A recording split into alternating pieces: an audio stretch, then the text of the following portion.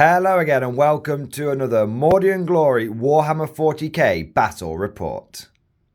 We've got something a little bit spicy for you today. The tower will need to hold out against endless waves of soulless killing machines. The Mordian 50th Rifles march to war. That's right, Tom has finally worn me down over many months of badgering, and we are finally doing a huge narrative game. So what is the story behind this battle?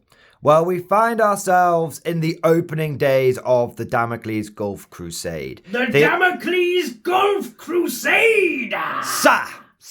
Yes!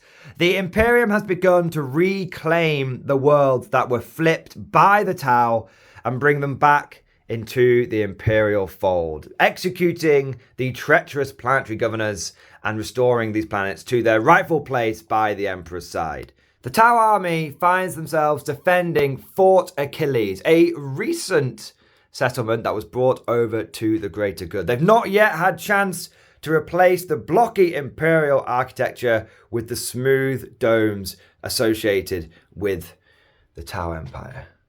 The Tau army finds themselves defending Fort Achilles, a recent settlement that was brought over to the greater good. They've not yet had chance to replace the blocky Imperial architecture with the smooth domes associated with the Tau Empire. The Tau are confident in their defences and their strategy. Whenever they faced the planetary defence forces of the humans before, they have found that they easily break and run when they are met with disciplined volleys of pulse and rail cannon fire. But they have badly misjudged the situation, for this is no mere militia, the rabble of a forgotten planetary defence force on an isolated Imperial colony.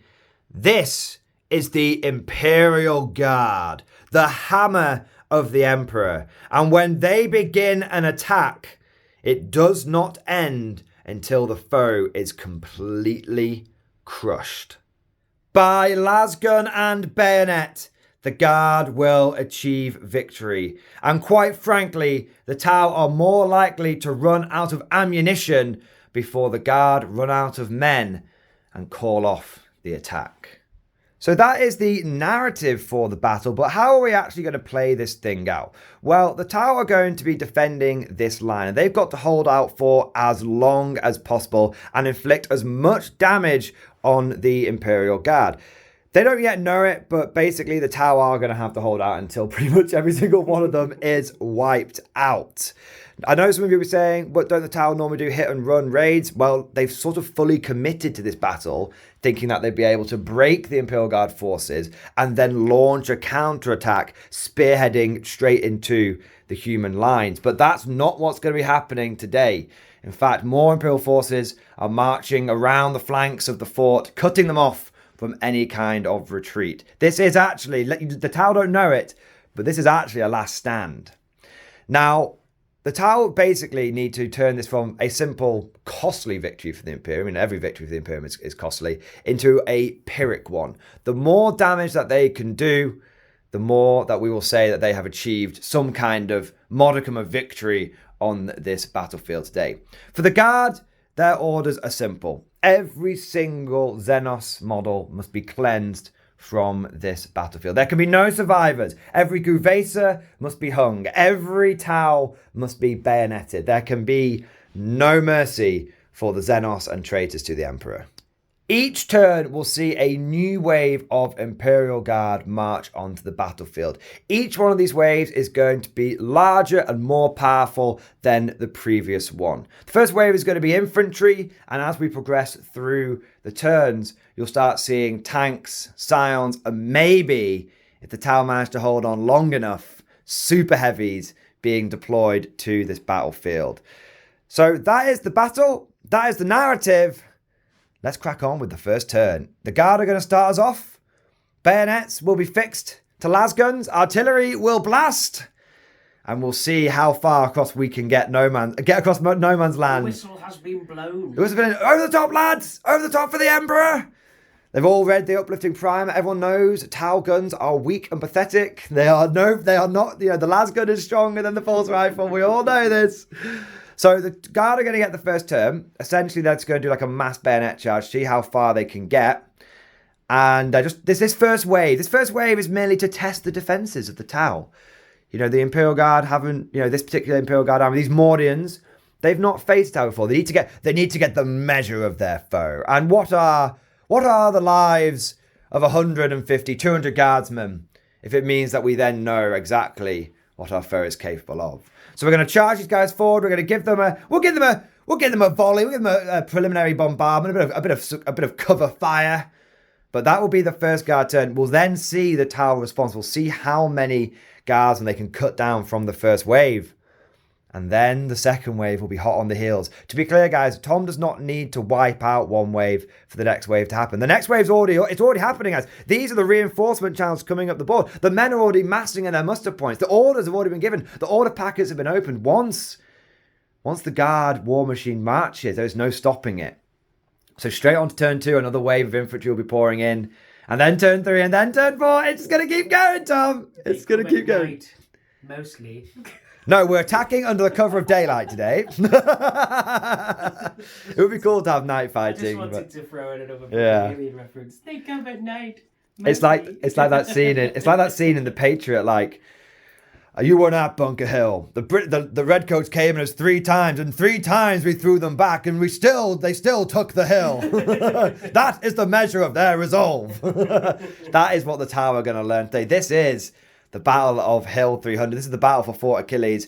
The Aquila will no longer be defaced by you, Xenos. The proud standard of the Emperor. That dies will still be under the light of the Emperor. Yes. I think for now there is only one thing to say, Tom. Only one thing to say. Glory to the first man to die. For the greater good, sir. No. When the man with the rifle dies, the man following him picks up the rifle and shoots. Then the man gets eaten by the Croots.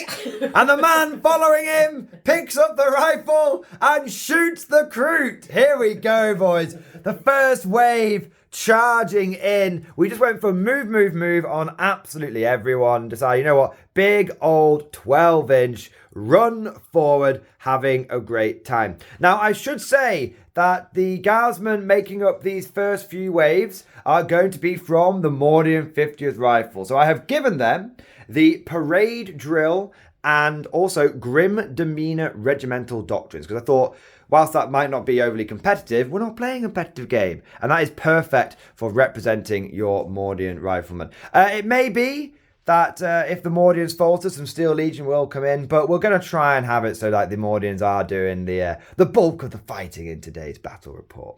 So that is our command phase. That is the regiment doctrines and everything, orders, all that kind of good stuff. Movement phase done. Now it is time for the shooting phase. So I'm just basically going to start unloading on you with some artillery. So shall we start off with... Take cover! Incoming! So we'll start off and we'll just start on the left and we'll literally work our way across the line, firing into these Tau forces. Now, to be clear, all of my artillery will be firing indirectly, so they will be -1 to hit, and the enemy will also get +1 to their save. So the artillery is more to soften them up, give the men a bit of covering fire. But I don't think it'll be overly effective. But there we go. We've also said that Tom can target the artillery, and if he does destroy any of the artillery, what will happen is that will knock it out for a turn. So let's say he destroys it in his turn 1. I won't have that artillery piece, whatever it may be, for turn 2, but beginning of the following turn, let's say turn 3, the guard just roll on another artillery battery. They've got, again, the Tau don't really understand the nature of the foe they're facing. You destroy the artillery, you've not dealt a strategic blow to the guard. They're just going to roll another Bazis onto the field and they're going to keep that bombardment going. But rather than just saying, whenever Tom destroys something, it means nothing. If he does go after the artillery, it will buy him a reprieve for a turn. If he's really struggling from the artillery, he can knock it out, have a much easier time of it the next turn, and then the artillery will roll back on. So it's just to give your actions some meaning, which I think is important in this battle. In the words of that sergeant from Futurama, bombardment, bombardment, Bombardment. bombardment. Yeah. To quote Lord Militant General Baldric, boom, boom, boom, boom, boom, boom, boom, boom. Okay, we'll stop now. So we'll get some dice together and we shall unleash the first of our bombardments. Unleash hell. So the first battle here is going to fire its rounds off into the Riptide. And you can see we've put down some smoke and fire to see where the incoming shells are landing. Hopefully by the end of the battle put, we're going to have this whole front line festooned in smoke, and it's going to look really cool. Now, there is a Master of Ordnance in this command squad here, these officers overlooking the situation, and we've got a officer of the fleet in this command squad here. So these command squads are more going to sort of represent high command, keeping an eye on the battlefield. They're not going to be overly involved in the game, but what they will do is, whilst the Master of Ordnance is on the battlefield, he will be able to give reroll ones to the big artillery guns coming in, like he would if he was, doing it in a match play game. But we're just saying he's just observing that front line as being like, reroll ones, go, concentrate artillery fire. Again, Tom can knock these command squads out if he wants to, and that will take that ability away for a turn. So, we're using some of the Codex abilities, but we're sort of just tweaking them and twisting them to make them more epic and more fun for the narrative game. But the first battle is coming in, and we've got one of our new, these are one of the new Games Workshop Astra Militarum dice. They are pretty cool, so pretty excited to try these out. I only get 15 though.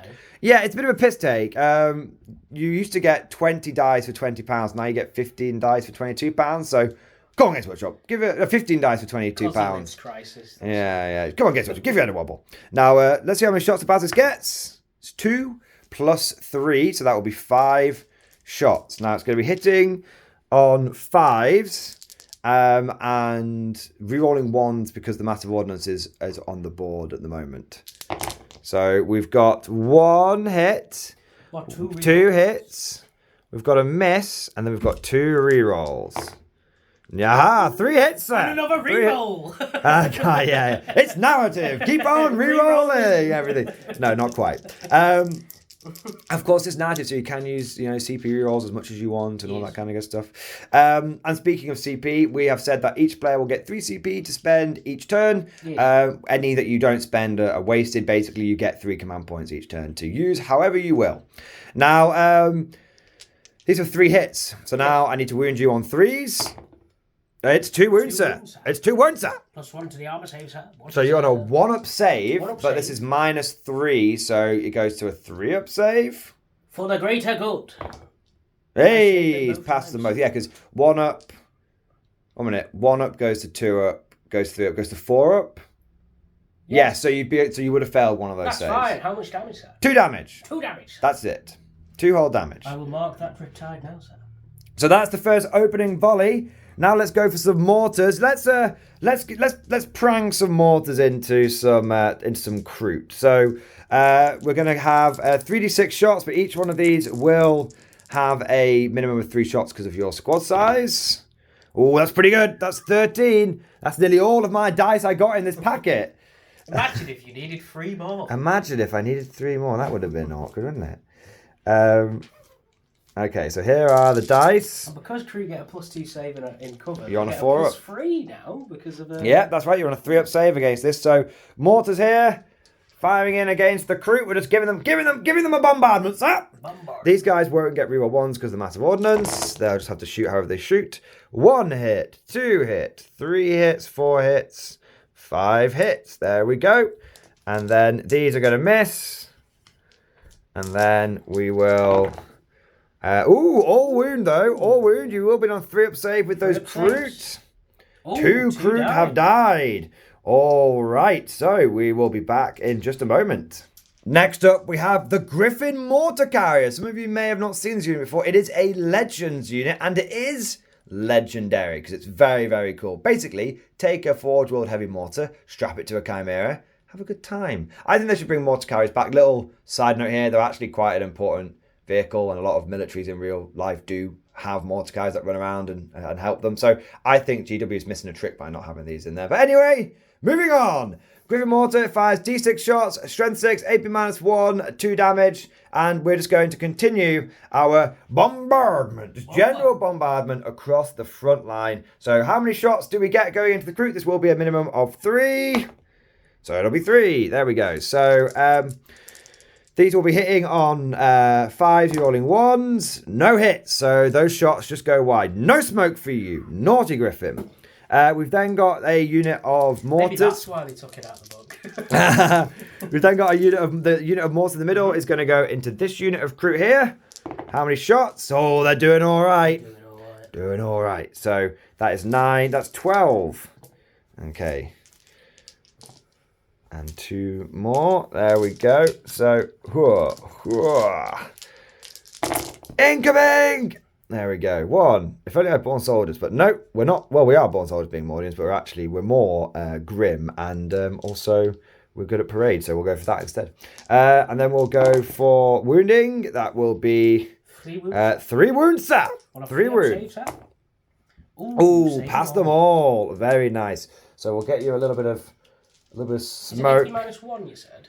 It's AP nothing with mortars. Oh, AP nothing. Yeah, the other one. So a little bit of smoke, just little bombardment of mortars. Wow, they sound. The guard. I think they go. What? I think they're going to be KFC by the time I'm done with them. Kroot fried chicken. All right, so let's keep this bombardment going. We've got the Medusa. Now the Medusa is going to fire its weapon into the... I think we'll go for the hammerhead here. So we're going to go for D6 shots. It's 2. We're going to use one of my CP that I've not used yet for the reroll. It's 4. It's a okay, now we're going to be hitting on 5s. You're rolling 1s. Good job. Good job, you are. We've got a hit. Got a hit. We've got a hit. And then will we get a wound? We do get a wound. It's AP 3, but because of indirect fire, it becomes AP 2, so it becomes a 5-up save. You have failed, sir. D6 damage. 6 damage, sir. 1. It is narrative, so I shall use another CP reroll. Yes. Into 2. Yes! It is worth it, sir. 100% increase in firepower. Excellent. All right, so we'll get you a bit of flamey smoke there, because we have actually got a hit on you. There we go. Look at this, starting to come together. The smoke rippling across the tile lines. So we have the final fire base now. Another Basilisk Mortar combo. And then that will be the guard's first turn.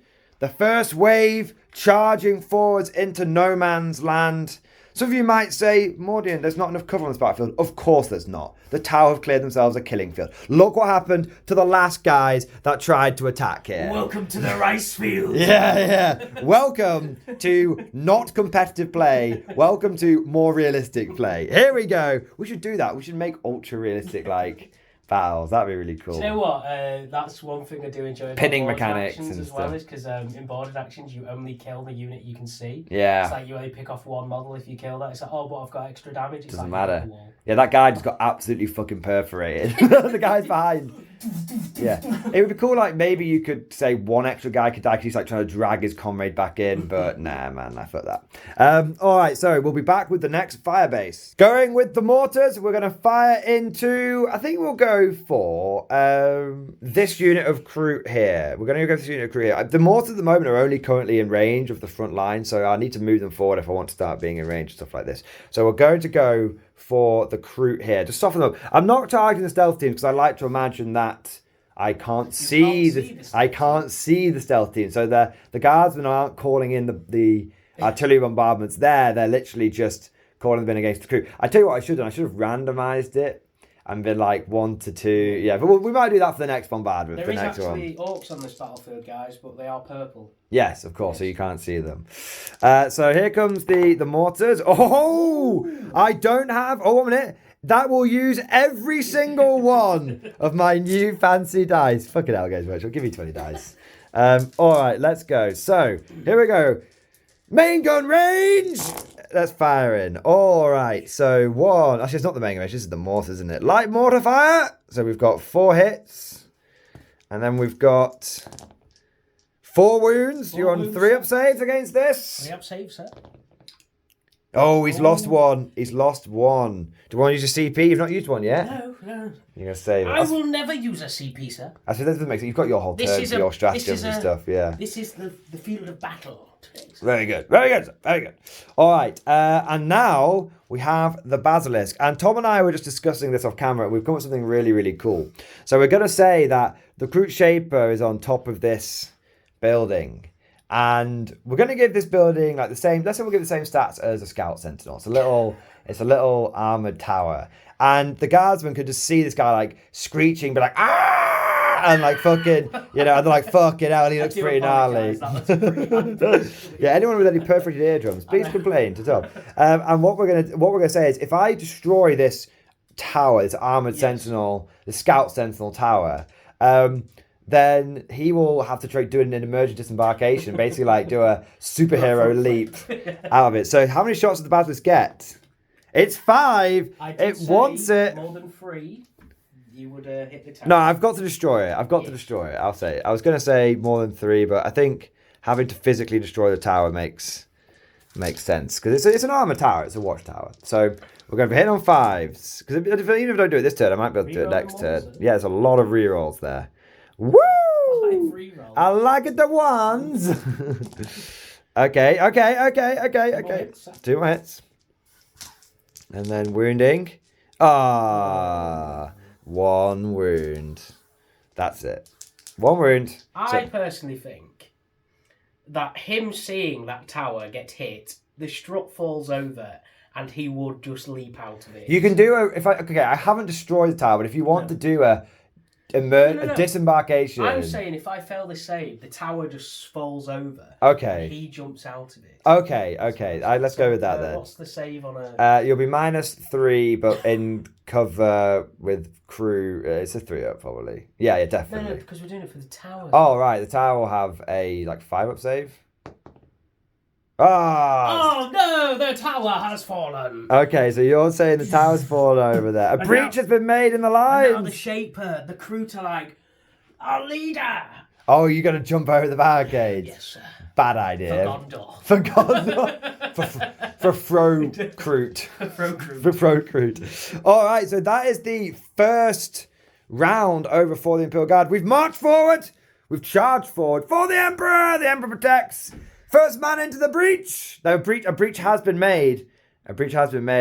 Let's see if we can. Let's see how the tower going to respond to this initial probing attack by the Imperium. Fearing for the life of their Shaper leader, 2 units of crew have broken ranks and they've charged forward over the barricades. Tom, what is going on here? The Shaper has fallen out of the tower and the crew have went, our leader, and started running after them. And they're going, we will defend him, and are going to charge the Mordians. And the Shaper is pointing at the Commissar going, you bastard. And that is what they're going to do, sir. And what do the Tau think about this development? These bloody natives. Goddamn auxiliaries. That's why we don't give you the good armour. And the other 2 Tau units are just like, we never liked him. The other 2 crew units. Well, they come to see what's going on, can't they? With all the bombardment and the mortars coming in, they're having to keep. Riptide behind going, don't fucking move. Don't you fucking think about it? Yeah. So yeah, these 2 units of crew. You've decided to go on the attack. I mean, it's a bit narrative, but it's not a good. It's not a bad plan. I mean, at the end of the day, you are combat units. You might as well take the fight to the enemy. Exactly. Sir. Might as well take it to them, sir. Fix cruddy bayonets, sir. They don't like it up them, sir. No, they don't. Well, my primer says that Kroot are weak and cowardly creatures. So I imagine you've just been terrified. My guardsmen just think, ha! These creatures have been terrified by the bombardment. Look, they've broken ranks, sir, and they've gone in the wrong direction, running right at us with big serrated blades. But I'm sure they're running. I'm sure they're fleeing. They're coming to offer their surrender, sir. Yes, indeed. It's very good of this Shaper to bring the surrender in person to the Commissar. Yes, you may approach. Yes. Okay, so you've done your movement. So you've redeployed some hammerheads here as well, like bringing the armed fist of the Tower Empire and then forward. I've just moved the stealth suits over to the left to reinforce the flank. To cover the flank that has had a bit of a Bit of a nasty time from the about crew it. abandoning their positions. All right, so that is your movement. Yes. Now it's time for your shooting. This is where My shootment. I think there's a real possibility you're going to kill every single guardsman here. That's how powerful Tau's I've shooting. never played Tau before. You're going to fucking love it. Oh, now Tom, as this is your first term, you may now decide. Obviously, this is not the proper way of doing it. You meant to decide before battle. This is the way we're doing it in this game. You may decide, as you have seen the way these humans have reacted, are you going to react in a similarly aggressive manner and go for the Montka, the killing blow, which will give you bonuses in the first half of the battle? Or are you going to go for the Kayun, which will give you bonuses in the latter half of the battle? Which one sounds better? So the Montka will give you... No, I mean, what sounds better? The Montka! Yeah. Or the Kayun? I think the Kayun. Kayun! The Kayun. I will pick the Kayun! Okay, you're going to try and weather the initial storm. Yes. And then whatever you've got left over towards the latter half of the game, you're going to try and use that to survive. Yeah. That kind of makes sense. I mean, no point in spunking your initial bonuses against these, quite frankly, sacrificial. These mere human Guvesa infantry. Okay, so let's get some dice together, and we'll be back with your initial fire. We are going to open with these reckless auxiliaries. The Kroot are going to rapid fire their rifles into the back squad of guardsmen, hoping to then feast on the front squad. Feast on their corpses. Exactly. In case anyone's wondering where these dice came from, these represent the Markalites. Tom just went, and I'm just gonna Markalite the whole front rank with my Pathfinders, and he didn't miss with any of them, so he managed to get 2, 2, 2. And then 1, 1, 1, 1, 1. So there we are, Markalited up. The guardsmen are like, oh, look, their weapons are useless. Look, they're just little blinking lights. They don't do anything. Oh, poor guardsmen. That's superior. Yeah, they're like, hey, look, they're like our lads' guns. Okay, Tom, are you going to roll these muskets, sir? Yes, the muskets from the Kroot cannibals. Yes. Fire into the back rank, sir. Okay, well, we'll let you pick this dice out and we'll be back in a moment. And so you got 9 hits, so now it's time to wound. To wound, these will be freeze. All right, and we'll let you pick those out. 4 wounds, AP dash. And I have lost 3 guardsmen. That is the number of Kroot that I killed in my first turn. That was my little opening artillery bombardment. All right, 3 guardsmen have been claimed. The first 3, glory to those first 3 men to die. And shall you be rinsing and repeating? I'll be rinsing and repeating. These guys are going to go into this back rank here. All right, there you go. Fire away, sir. For the greater good. Okay, and we'll let you pick this dice out. Doing a bit better. This second unit showing a bit more willing. They will be. They got 11 hits. So now it's time for the wounding. We're doing on 3s. 3s. Ooh, that looks pretty spicy. We'll let you pick those out back in a second. 9 wounds. Can the Emperor's own flak armor protect these guardsmen? 1, 2, 3, 4, 5 have lived. That means 4 have died. Not too shabby For the greater good. for the Emperor. And now the Kroot Shaper will follow his men up. He's going to put 4 shots into the back squad here. There you are. Is this a sharp rifle, did you say? This is the Kroot Shape rifle. The Kroot Shape rifle? Yes, and he's hitting on Thuas. Oh, very nice. Okay. Never fired one of these before. Hiya. DOS So 2 hits. hit. And this is the same as a normal rifle, so it'll be freeze. Oh, okay. And then we shall do a couple of saves. Do it live. 1 lives. 1 dies. 1 cannot live whilst the other survives. All right, another one has been cut down there. So, 9 casualties, 8 casualties. These Kroot guns aren't so powerful. These Tau guns, nothing to be scared of. Oh my god, here it comes. The strike teams will go first. Oh, so that's what you're going to shoot first. Now, these guys have only got an 18-inch range. Oh. But they have 4 shots each. Or 6 shots each. It's 6 shots each. Right. Yeah. It If you're used to be lying to 4. me- No, it used to be 4 By the way, shots. chat, viewers, Tim is telling me the tower rolls as we go along, so if any of them are wrong... I took them to a tournament, man. It was Tim's fine. It was Tim's fine. fault. No, they used to have 4. Now they get 6 shots each. They are strength 5, no AP. 6 shots each. So you're going to go with the burst cannons first? Yes. Where are you going to go? You're going to go into 6 shots each, yeah? this squad here, maybe? It will make your Kroot charge potentially a bit funky. I'm going to go into the back squad with this Okay. unit. Okay, so you're not going to be using your Marklights yet. And I'll have another 6 shots after these guys. Okay, so it should be 24 shots. 24 shots. All right, let's see how these burst cannons this do. is 20, so I'll do 4 shots after this. Okay, roll them dice.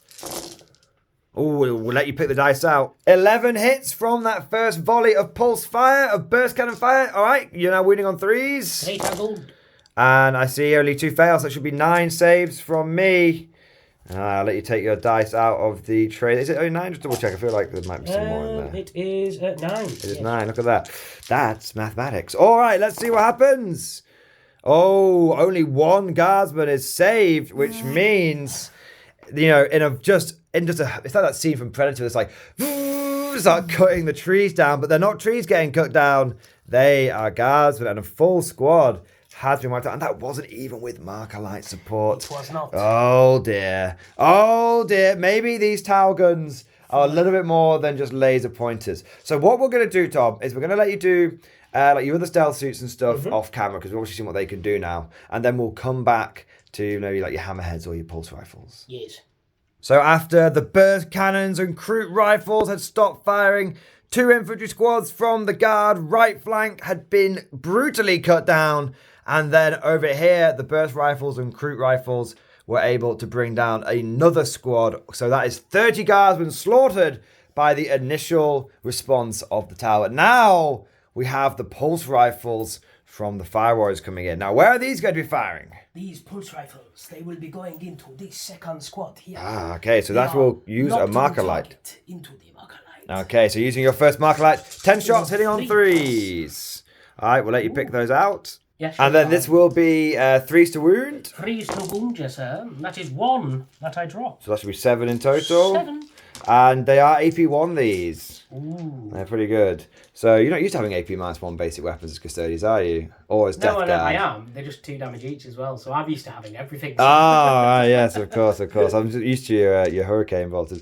All right, so these will be 6 of saves. 1 has lived. 6 have died. So eliminate that back rank, Tom, from that squad, and then one of the guys at the front. Doesn't really matter which one, because they're probably all going to die anyway. There we go. You obviously want the flamer in this squad, don't you? Yeah. All right. There's 2 flavors in there for some reason. There shouldn't be, but there is now. Though it's fine. It is a narrative game. It's that's a Cadian squad, that one. And then the other 10 shots is going from the second pulse rifle team going to same unit into the same unit. All right. That will use your other marker light up. Yep. So here we go. Hitting on 3s. Oh. So that is 4. You'll be rerolling 1s with these guys as well, because the commander's nearby. Ah. Very good, sir. Very good. There we go. And then you'll be wounding on... this will be 3s. 3s again, yeah. AP -1 as well. Ooh. 1, 2, 3, 4, 5. There's 5. We're going 4 more, sir. 5 saves. Hurrah! And that is 4 more dead. That is the rest of the squad. Look at that brutal. Look at the lines. Look at the gaps being blown in the guard lines. The right flank has almost been collapsed already.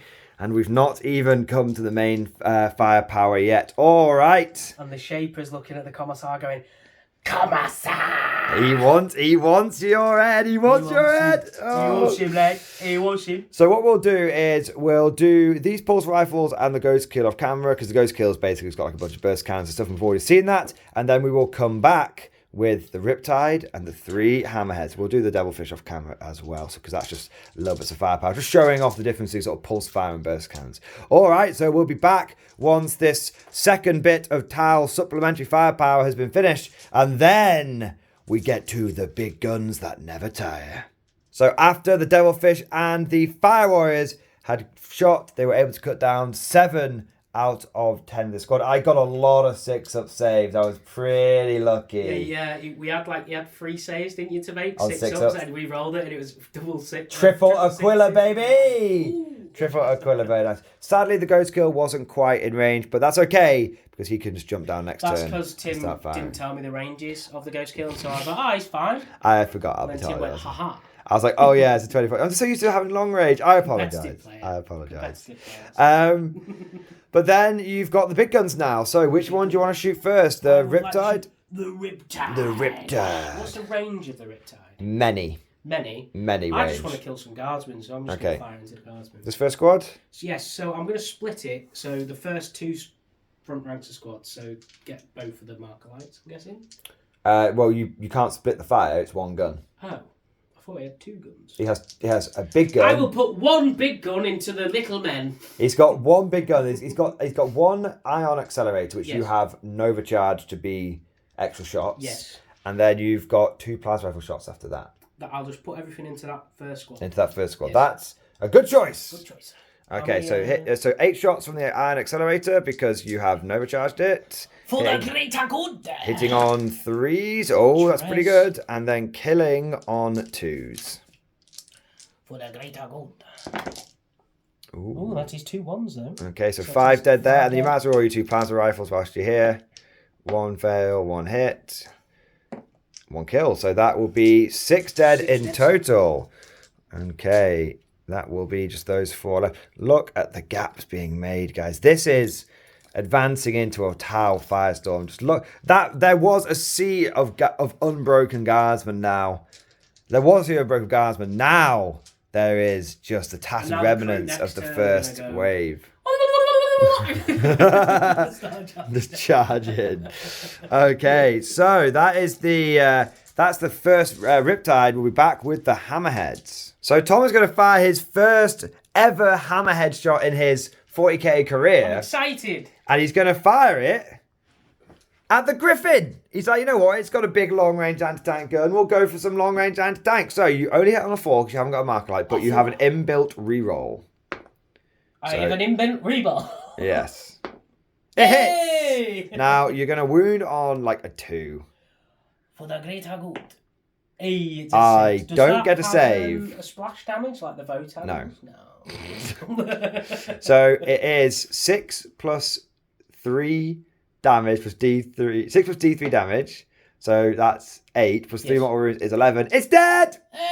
Does it explode? Does that feel good, Tom? It does. You get started to feel the towel. Overtaking. Feel the fish. It is a good thing. It doesn't explode, but the Griffin mortar has been knocked out by a single shot. And we're going to put the smart missiles here into this little 3-man squad here, but we'll do that off camera whilst I am removing the carcass of the Griffin. And the smart missile systems picked up the 3 remaining hero guardsmen that had rolled so many 6s for arm saves, but this time they rolled like 1, 1, 2, so they were very dead.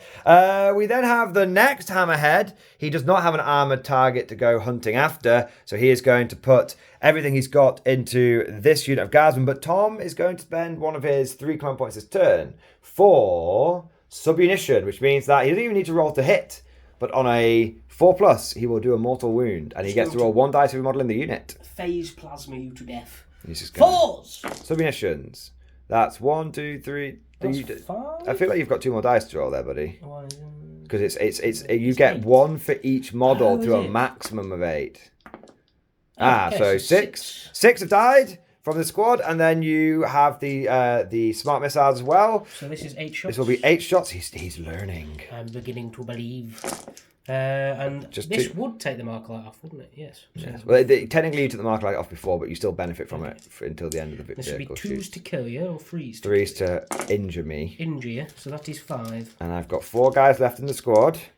6 ups! No, and a whole squad of guardsmen is just, it was this squad here, is just completely annihilated. Brutal stuff. Brutal stuff. You have the Ion Head next. We'll do him off camera and we'll go back to the recruit charge phase. Huge ragged lines have been blown in the advancing infantry, but the onslaught is not over yet. Now we have the dreaded tower assault phase. Normally not a dreaded tower assault phase, but this time very much something. The remnants of these shattered guardsmen just advance this firestorm really are not happy to see. So we've got the crew coming in. Who is going where? Just a side tangent. Yes. Why is it that every army I play, for some reason, I always have a charge phase and a sort of fight phase? The Votan army that I have, all weekend, it was going poof into people's face. And it was like, why are you charging me? I'm like, because fighting is I'm right. built different. I'm built different. All right. So the Shaper is going to go, Commissar! Into the Commissar. All right. Yeah, that's cocked. So re-roll that one. Okay. And try not to smash all of my precious guardsmen. That'll do it. That'll play. So he's got in there. All right. Deals mortal wounds on the charge. Comes out.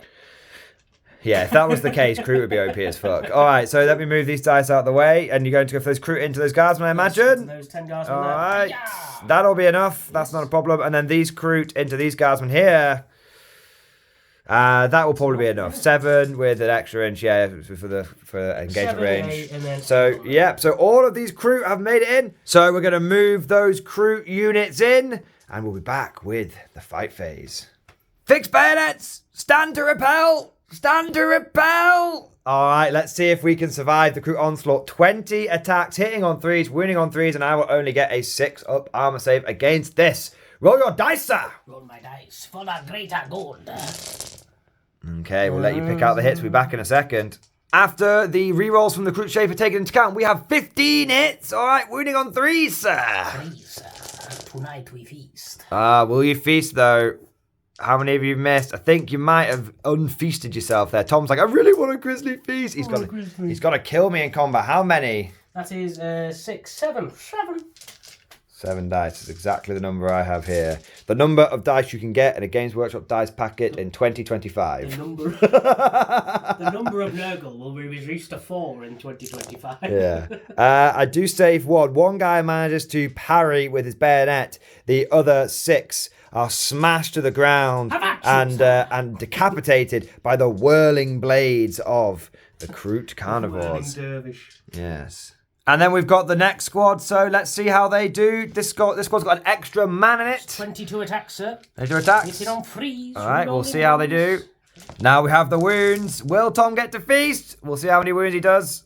13 saves. I need to get 3 6s to deny Tom his ability to feast, and I have not. Every single one of those guardsmen has been butchered. Looks like meat's back on the menu, boys. And Tom is now going to feast. Because change is good. Change is good. That means that this unit of Kroot right here will have a 5+ invulnerable save. Not invulnerable save. Feel no pain for the rest of the battle. I don't know how long they're going to be around for, as another wave like 100-odd guardsmen are going to come crashing forward here in but a moment. But he's done it. He's got it. And it might mean that you slow me down a little bit. Yes. So there we go. And then the Shaper. All right, so now you get 3 attacks with the Shaper.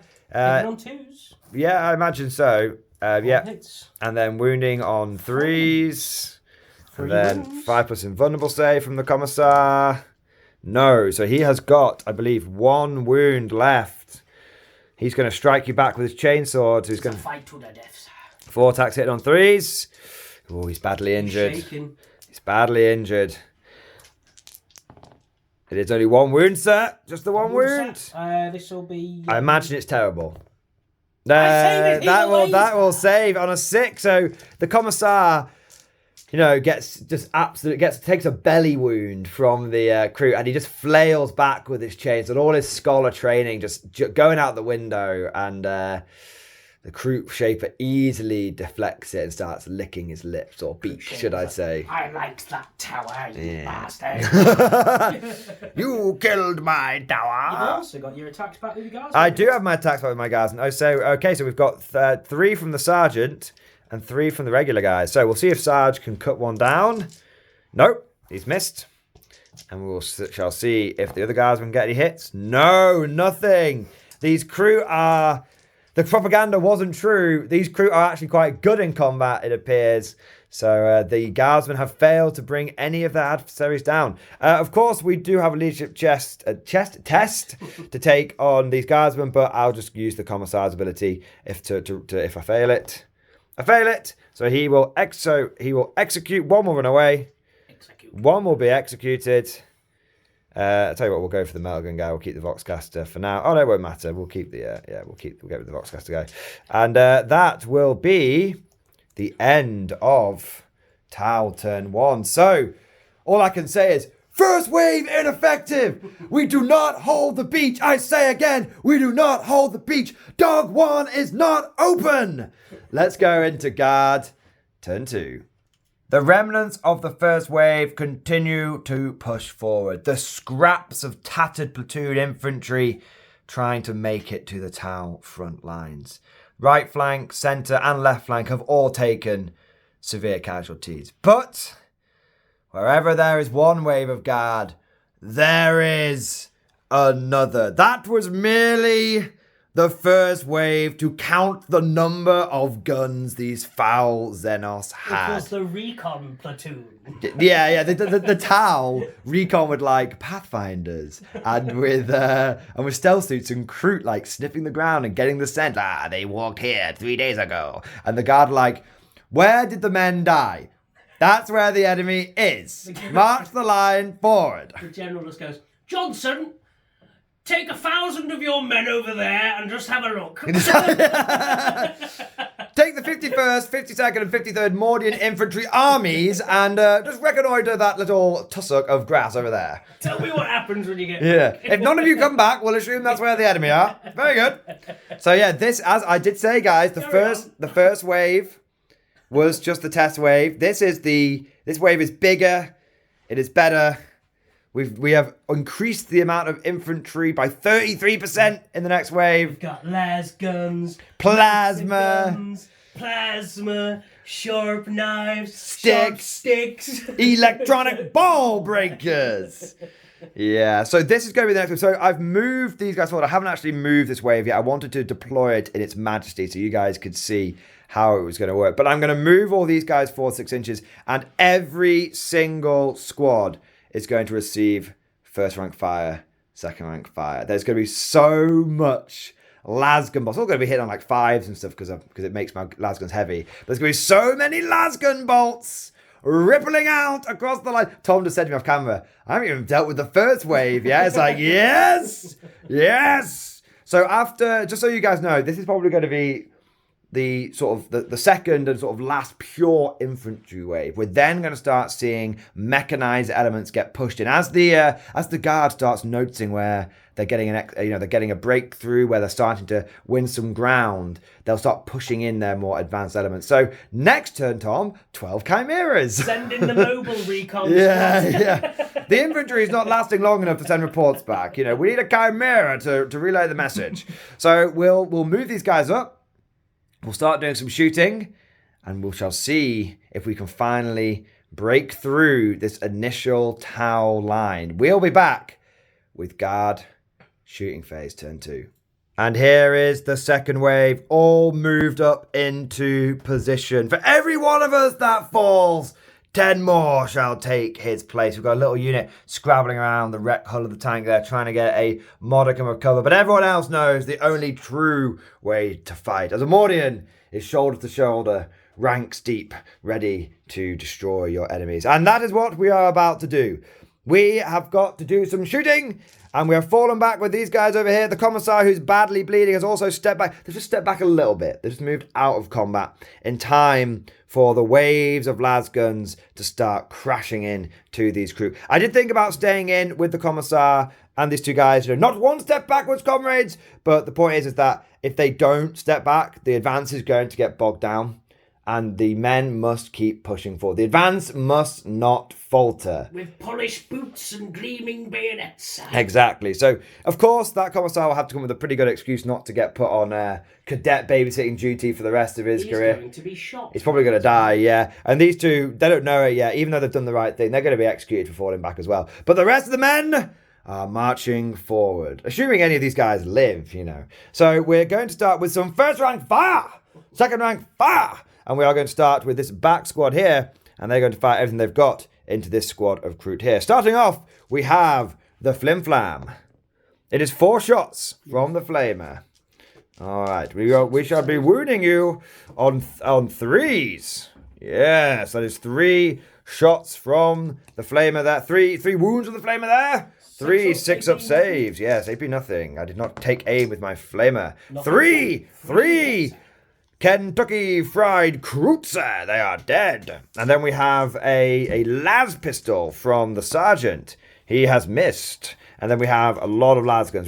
We have got 24 lasgun shots. So let's get those dice together, and we'll be back in just a second. So here we have 24 lasgun shots going into the enemy, hitting on 5s because lasguns with first rank 5, second rank 5 become heavy 3. But obviously that means I have moved, so they only hit on on 5s at that point. So those ones are going to miss. And then we shall fire here. So we're wounding on 4s. So there we are. I probably should have done take aim, because I didn't stay still. I didn't stay still. That's my parade drill. Of course you did not, sir. You're marching forward. So that is 6 wounds to you, sir. So if you've got 6 dice. 6 dice, sir. 6 dice. 6 ups. Oh, one of them has lived, so that is going to be 5 more dead. There's only 2 of your little chicken boys left. I tell you what, let's keep it good. Let's keep it rolling. Keep it rolling. Let's see if the next squad of guardsmen can beat. I've got a flamer. Will the flamer finish you off, sir? 4 hits, sir. That is 3 wounds. You must basically make all of these 6-up saves. No, and the last 2 recruits have been swept aside by the unrelenting horde of guardsmen. Now, what we're going to do, guys, is we're going to do a few more squads off camera to pick up this unit of recruit over here, and then we'll show some infantry and artillery going into the stealth suits, just to give you an idea of how tough it is to try and deal with these stealth suits, and then that will probably be the majority of the guard too. We're going to let the infantry have a good volley first, and then we shall place our artillery to try and dislodge those nuts that are just too tough for the infantry to crack. We'll be back in just a moment. Inevitably, the brave Kroot warriors were eviscerated under a hail of lasgun bolts. It did take 1, 2, 3, 4, 5, 6 squads of infantry to scythe them down, but eventually they were all destroyed. Tom was saying to me off camera, I'm surprised you didn't stay in and go for that honourable duel. And I just said to him, there's no real sort of honour in this situation. Like, it's not a case of, I'm falling back and I'm trying to be tactical about it. It's literally, just imagine those guardsmen, they've got their lasguns braced under their shoulders. They're just holding the triggers down. They're just literally there's just lasgun bolts, just sheets of lasgun fire coming out. Like, that's basically what's happened here. So they've just been ground, and now the bodies are just going to get turned into just green and red paste under the march of a million, iron shod boots. Huzzah! Huzzah! Gonna kill the Tau! Huzzah! Huzzah! Yeah. When Mordium comes marching home. So that's. I will say the Tau Shaper looked at my crisis suit and went, Look to the north on the night on the 5th day. Yeah. And the Tau's like, what are you on about? And just like, why are they breaking ranks? Troop reinforcements. Well, I think the law I like to think is that in any other previous battle, when they've like faced off against like the planetary defense forces, they've given them a fucking volley of pulse fire. That's like really shaken them up. And then the crew have gone in screaming. And the PDF has gone, fuck this. We're used to like putting down like, hippies and rioters and stuff. We're not used to like dealing with actual war. And so they've just broken. And so the Tau have tried the exact same tactic now. And it's just bounced. And it's like, okay, hang on. Who the fuck are these humans that we're facing? So now that we have claimed no man's land, this worthless bit of ground belongs to the Emperor now, Tom. You will not have it back. We must start assaulting the Tau forces in the stronghold. So let's go for a cheeky little infantry squad. Let's do these 1, 2, 3, 4 squads on camera into the stealth suits, just to show you guys how durable these things are. I mean, they're bonkers. No, they're bonkers, man. So they're always -1 to hit. So I'm hitting you on 5s because I'm already at -1 because I'm shooting heavy weapons. But then the toughness 4 with 2 wounds each, and you'll be on a 2-up save. You're on a 1-up save technically because you get a 3-up save plus 2 for being in cover. So yeah, it's trying to dig these guys out with fucking guardsmen. It's going to be horrible. Come up further, and then it's like front rank fire. Yeah, well that's it. You just got to try and that's why the mechanized units are coming later, man. So we've got 15 green dice, and then we need another 5. There we go. That's how many dice we need. So I'll get Tom. Load me up, sir. Load you up, sir. Load me up. No, put the dice in my hand. Dice in You just can't get the AIDS these days. Not that kind. There you go. There we go. Did you also point out to the viewers that one of your precious one of my fucking £2 dice is missing a pip, so it looks like it's got 2 2s when one of them's actually a 3. All right, so we will be back with those hits. So in the first volley, we got 9 hits. And we got 1, 2 wounds. 2 wounds, sir. 2 wounds, Tom. 2 up saves, sir. 2 up saves. He's fine. So it begins. Oh, this is why we need the heavier elements in the guard army. Commissar needs to be on top of that chimera going, like with the Urukai horn. Oh, yeah.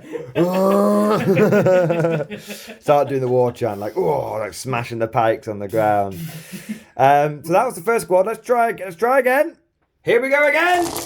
All right, hitting on 5s. 1, 2, 3, 4, 5, 6, 7, 8 hits, sir. Followed by 3 wounds, sir. There we go. 3 wounds, sir. Can I just say, this is why no one takes first rank fire, second rank fire, because the extra shots you get really don't compensate for the fact that you hit like dog shit. That is 3 saves, sir. Yeah, let's try again. Try another squad of infantry. You can just imagine just how many lasgun shots are just the smoke on the it's just insane just how like those barricades would start glowing with all the accumulated las energy. So just 5 hits there. 5 set. 2 more wounds. 2 more wounds, sir. Bring it down. Nope, you're still going. 2 saves, sir. 2 saves. Now I would have a grenade launcher in there as well, so we'll go for a frag grenade because the crack won't help us here. 4 shots. It would have been a minimum of 3.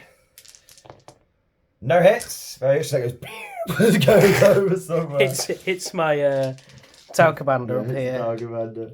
And then we've got one. This is the last squad that we're going to be doing, which is going to be it was 1, 2, 3, 4 squads going into here. This is just the las guns. We don't have to worry about the sergeants or anything, or the melter gun in this case. Oh, these guys are showing some willing there. Showing some promise.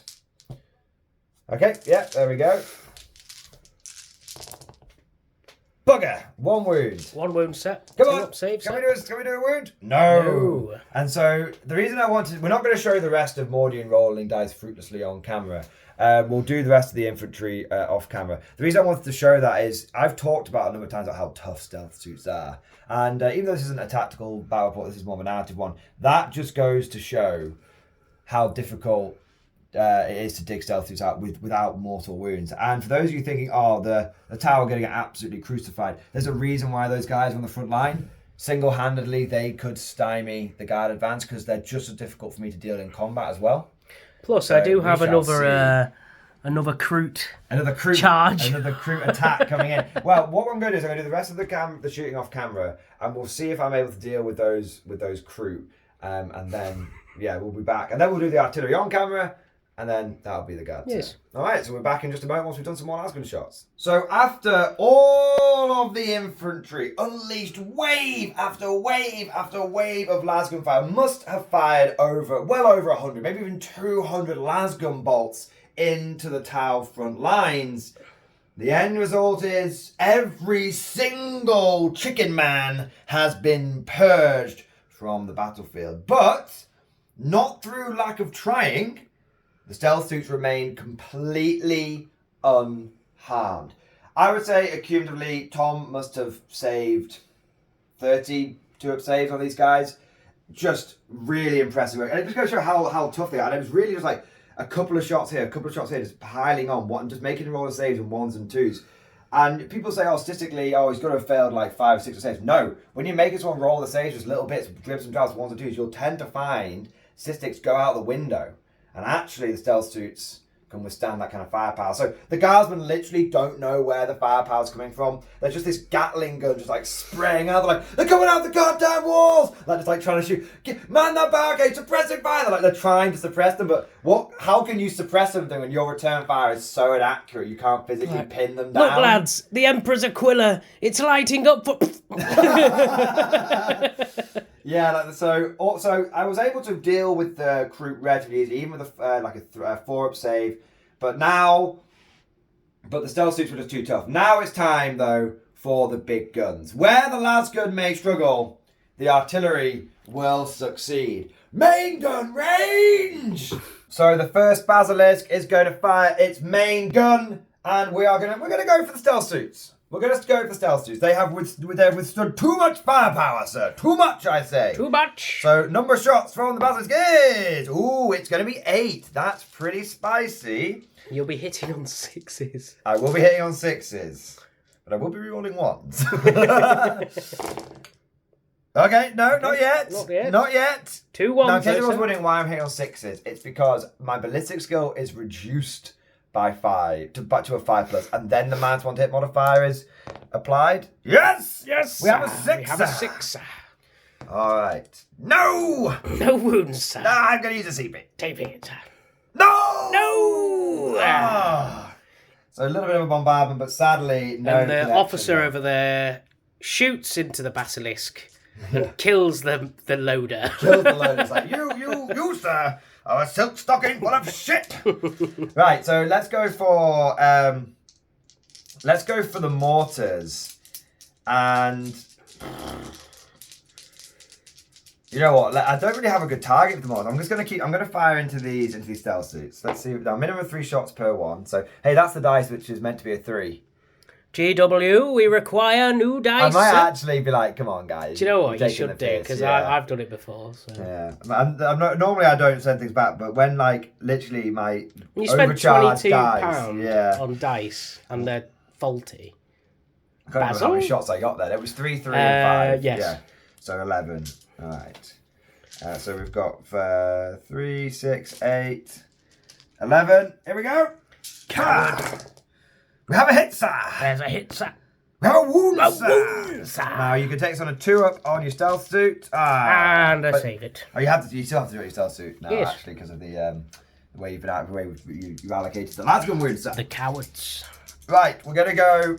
I'm sick of these bloody stealth suits, so I'm gonna shoot something else. The Medusa is gonna fire at the hammerhead. Number of shots. Is it at the one that is damaged? The damaged one, yeah. So the ion hammerhead, is it? The ion head, yes. Ion head. Ion head.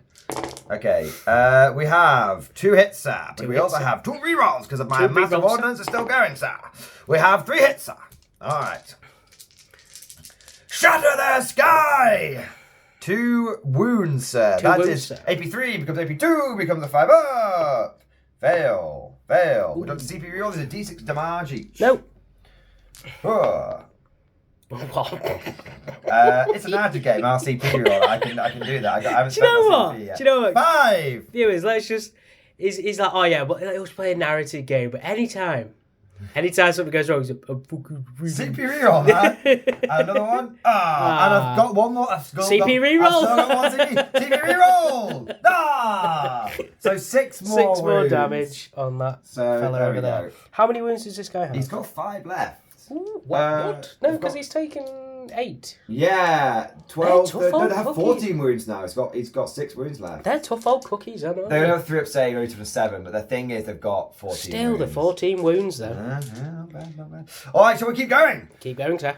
We're going to try and shatter that sky some more. Main gun range. Prepare the basilisk cannon. It's 6 shots, sir. 6 shots from the basilisk. Yes. Over here, sir. Yes. All right. 1 minute. We've had a couple of good hits on that one now, so let's really get some get the Marge Simpson explosion going on here. You know, don't say the quality of the channel hasn't gone up since I've arrived. You know, we've got smoke on the channel now. There's smoke and everything. Okay, so hitting on 5s. Yes. 2 hits. Reroll 1s. Reroll 1s. Another hit. Another hit, sir. Very good. 2 hits. Ooh, now I need all of these to go through and you fail all your saves in order for me to... Well, that's a 1. One went through. One was cocked. So 1 save at a 5-up. Damn! Damn! You whore! You whore! You whoresome knave! You cad! So the only other bits I've got are mortars, and I'm going to be like real. They're going into stealth suits, so yeah, go for it. I'm not even going to roll them on camera because they're not going to do very much. So that will basically be the guard turn. The guard turn 2. The second wave has come in. Another swarm of infantry. Sorry, not swarm. Glorious band of brave sons of terror have come forward, but we will be back going into Tau turn 2. They blunted 1 wave. The second wave is even bigger Can they throw back the guard tide once more? We'll be back going into Tau, turn 2.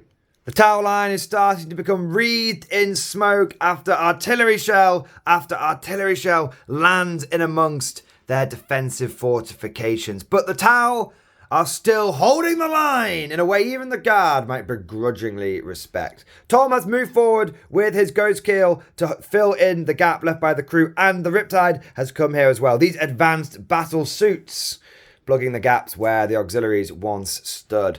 Over here, Tom has also plugged the gap with the Devilfish here, and he's plugged the gap over here with a unit of Firewatch which have moved in advance. They won't be able to shoot this turn, but that's all right, because they will be providing bodies for that front line. And there is also the Tau commander as well. Any holes that might have been formed by the relentless las fire and artillery bombardment have been closed.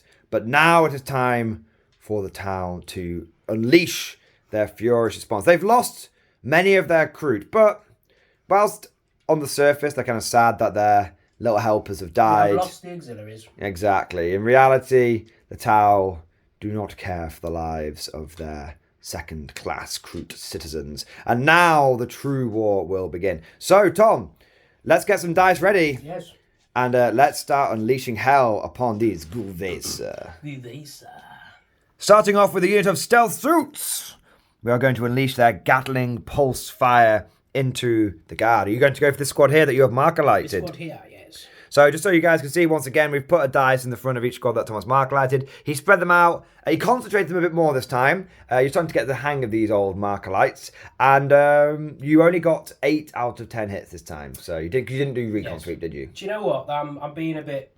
I'm playing narratively because I'm just hitting what's in front of me. I'm like, bring it down, bring it down. Well, I mean, realistically, you're just going to shoot the stuff that's... Like, the first wave you could pick and choose because you thought, oh, this is a little wave of humans, it's fine, we'll deal with this, we'll break them, no problem. But now you're like, shit, man, where did all these other guys come from? And so now you don't have that luxury. You've got target saturation, you just have to kill whatever's getting closest to your line. And like Hudson out of Alien was like, 15 meters. Yeah. 12. They're in the room with us, man. That's 8 meters. That's in the room. You must be reading it wrong. I'm reading it right, man. All right. So let's unleash the stealth suits. Here we are. Roll. Hitting on freeze. Hitting on. Of them alkalites. Yes, indeed. Stealth suits. Shesla. I love stealth suits, man. So we'll let you pick these hits out, and we're back in just a second. 7 shots went wide, but the rest did find their mark, and now Tom is going to roll to see if he does any wounds. Gatling cannons. The futuristic puckle guns are puckling. Puck me harder, and we shall be back with how many guardsmen survive. 10 guardsmen, but 12 saves, but no AP. So here we go. 1, 2, live, but that is 10 dead. I am sorry, supporter Scott Salmon, but you, sir, are dead. What was that you just said there, Tom? Oh, so the stealth suit blows on his Gatling cannon that's warmed up and goes, brutal efficiency. Love it, man. All right, do we know what the next unit is going to be? Yes, so this is going to be the other stealth suit in the middle. I might as well show another one off, and that's going to be into this squad with the 2 marker lights. Okay. Going down to 1. Okay. On freeze. Shasla. The way of the greater good. Ooh, that's a lot of 2s. It is a lot of... No, I'm not in range for the re-rolling 1s. No, you are not. It doesn't work on stealth suits, I'm guessing. I'm guessing they're not core. That is fine. They're hardcore, but they're not actually core keyword. They might be. Who knows? I don't collect this army, man. The commander cannot see them, so he cannot give them the re-roll 1s. The enemy cannot re-roll the ones if they're not in range of their auras. All right, how many have we got there, buddy? 4, 5, 6, 7, 8, 9, 10, 11, 12. Once again, with pure precision, honed by many years in the Fire Warrior Dojo. 1 gun drone as well, so I'll do this after. Yeah, they do indeed have 1 gun drone. Do you want to just do it now? No, after you've saved. 1, 2, 3, 4, 5, 6 saved. Only 6 die. Nice. Hitting on, I think it's 4s with the marker light. Yeah, they don't hit very well. Anyway, it's 2 hits and 1 wound. 1 wound. So I've lost 5. So lost 6, sorry. I've lost 7 in total. So there's only 3 left. So we'll remove those casualties and we will be back with the next bit of Tau shooting. So we've done a little bit of supplementary firepower off camera. We've shot the Ghost Keel, the Devilfish, and the remaining stealth suit team off camera, and we also fired one of the Fire Warrior squads as well. And the end result was they've pretty much cleared out all of the first wave. The only things that remain from the first wave are these two little cheeky chaps here and these two squads there. Apart from that, the first wave has been almost entirely neutralized, which is pretty effective. I think overall, between them, they killed like 2 squads and a couple of remnant scraplets left over as well. So very brutal firepower. Now, though, we have got the main show. We have got the Hammerheads, and we've got the Riptide, and we've also got the Tau Commander. So, Tom, where would you like to start? I will start with the Tau Commander. I'm going to introduce you to how utterly bullshit Tau Commanders are right now. So get your dice, and you're going to need, initially, you're going to need 6 of them for the burst cannon. That doesn't seem so over the top, right? That doesn't seem bad. Now, you're going to hit on 2s, natively. 2s. Natively? Yeah, oh, yeah, reroll that one, because you reroll all it hits and all hits. Right, yeah, now you're going to wound me on 3s. Wound you on 3s, sir. Yeah, oh, yeah, any fails? Yes. Reroll both of those. Okay. Because that's Tau. Right. Why even bother having roll the fucking dice when he gets 4 rerolls to hit and 4 rerolls to wound? Because he... No AP yet, but he'll get him. He'll get him. Starts ramping up, I'm guessing. Yeah, well, that was pretty good. So I have passed 3. There is a prototype burst cannon you can give him, but I don't know the rules for it, so I didn't bother. So lost 3, and then you've got a cyclic ion blaster. That's going to get 3 shots. 3 shots, sir. Yep, reroll that 1 because you reroll all hits. Right, yeah, and then you wound on 2s. Reroll both. Reroll that because you reroll all wounds. Yep, that's 3 dead. Okay. And then you've got a plasma rifle, which is just 1 shot. Bing. Yep, hits because he hits on 2. Bing. And kills 1. So he just killed 7 guys on his own. And if you had that prototype plasma burst cannon, you probably would have got the other 3. That's pretty nice. On like a 100-point model, just picks up. If it's 7 guardsmen or it's 7 fucking custodies, he just picks them up basically when you outfit him properly. You're comparing guardsmen to custodians. No, when you get one of these guys and you make him like a cold star and all this kind of wacky stuff, it's just insane. That is like baby's first commander. When we get the proper commander, he's going to be pretty gnarly. Baby's first Tau. Yeah, exactly. So now you have some other shooting you need to do. Yes, do you know where you're going to go next? I want to spend a CP and put a hammerhead into this squad. This squad, the first squad of the second wave. Actually, no, it's the second squad. That was the first squad of the second wave. Okay, so you're going for submunition rounds. Yes, so I believe I rolled 10 dice. You roll 10 dice, and for every 4+, a man dies. I see 4. I see 4. 4 have died. Yes, 4 have died. Okay, we'll take those off. You use your smart missiles. That will be 8 shots. You will be hitting on 4s. On 4s, yes. So that is 4 hits. Yes, I believe so. And then you will be wounding on 3s. That's 2 wounds. 2 wounds, sir. I get a 6-up save. 1 lives, 1 dies. Another... Gaps are starting to appear in the second wave. Gaps are starting to appear. And then the hammerhead, the other hammerhead, is, well, I guess he's just going to fire into that front squad with his big cannons. All right, roll to hit. It misses. Inbuilt reroll. Oh, there we go. Hey! You can't reroll a reroll. Ah, the big sad. Yeah, it's just the smart missiles, I'm guessing. Smart missiles, yeah. So now you could use a Tau reroll here because you have the Tau Sept. You've not really been using it at this point, but it's just... Oh, well. It's an inbuilt reroll or to hit or to wound. So, them all hit then because of the marker lights? Yeah. And then freeze, I'm guessing? Yeah. Yes, so that is 5. They all die because it's AP -1.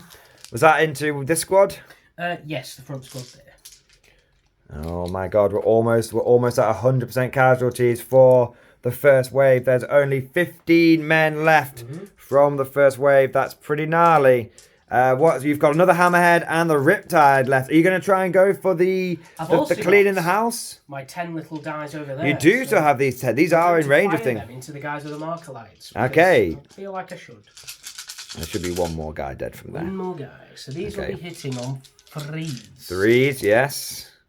All hit. All hit, wow. Nice. And remember, viewers, if I get any of these rules wrong, it is not my fault today. Whose fault is it? Games Workshop's. It's Tim's. Who's Tim? I am Mordian. Is that 8? Yes, that is 8 wounds. Well, the Emperor! He decided to bless one of his sons. The rest of them are dead. Brutal efficient. It's like that scene in Saving Private Ryan where one of the pulse rounds bounces off the helmet of one of the guardsmen, and the sergeant turns to him and goes, "Incredible, you lucky bastard!" And when he takes the helmet off to check the spot, and the pulse round just goes through the back, it goes to the front of it. The question is, what do you think a pulse rifle sounds like? Well, according to the Fire Warrior game, it's like ja. No, I'm making it up.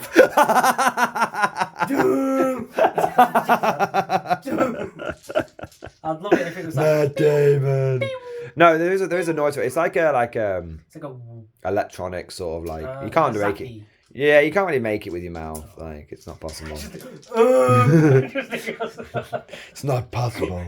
Okay, so and then this guy, I'm guessing he's bracketed. He is, but you could spend a CP to unbracket him. Okay. I'll spend a CP to unbracket him. There you go. I'll fire into the. Gaza! No, sir. No. I will let the leaders live to watch their men die, sir. You do not understand this, Pharaoh, do you? I am a alien, sir. You're I want him to weep at his men's losses. We lost because you were all weak. So he's going to fire into, I guess this 5-man over here that's on the second wave. All right, so 3d3 shots from the main gun. All right, that is a total of 7 again. You know, whenever I roll that, I got like 4. You only get like 7. I tend to do well with, if you remember, to the Graviton blast weapons. I remember nothing. This will be hitting on Fuas. Fuas.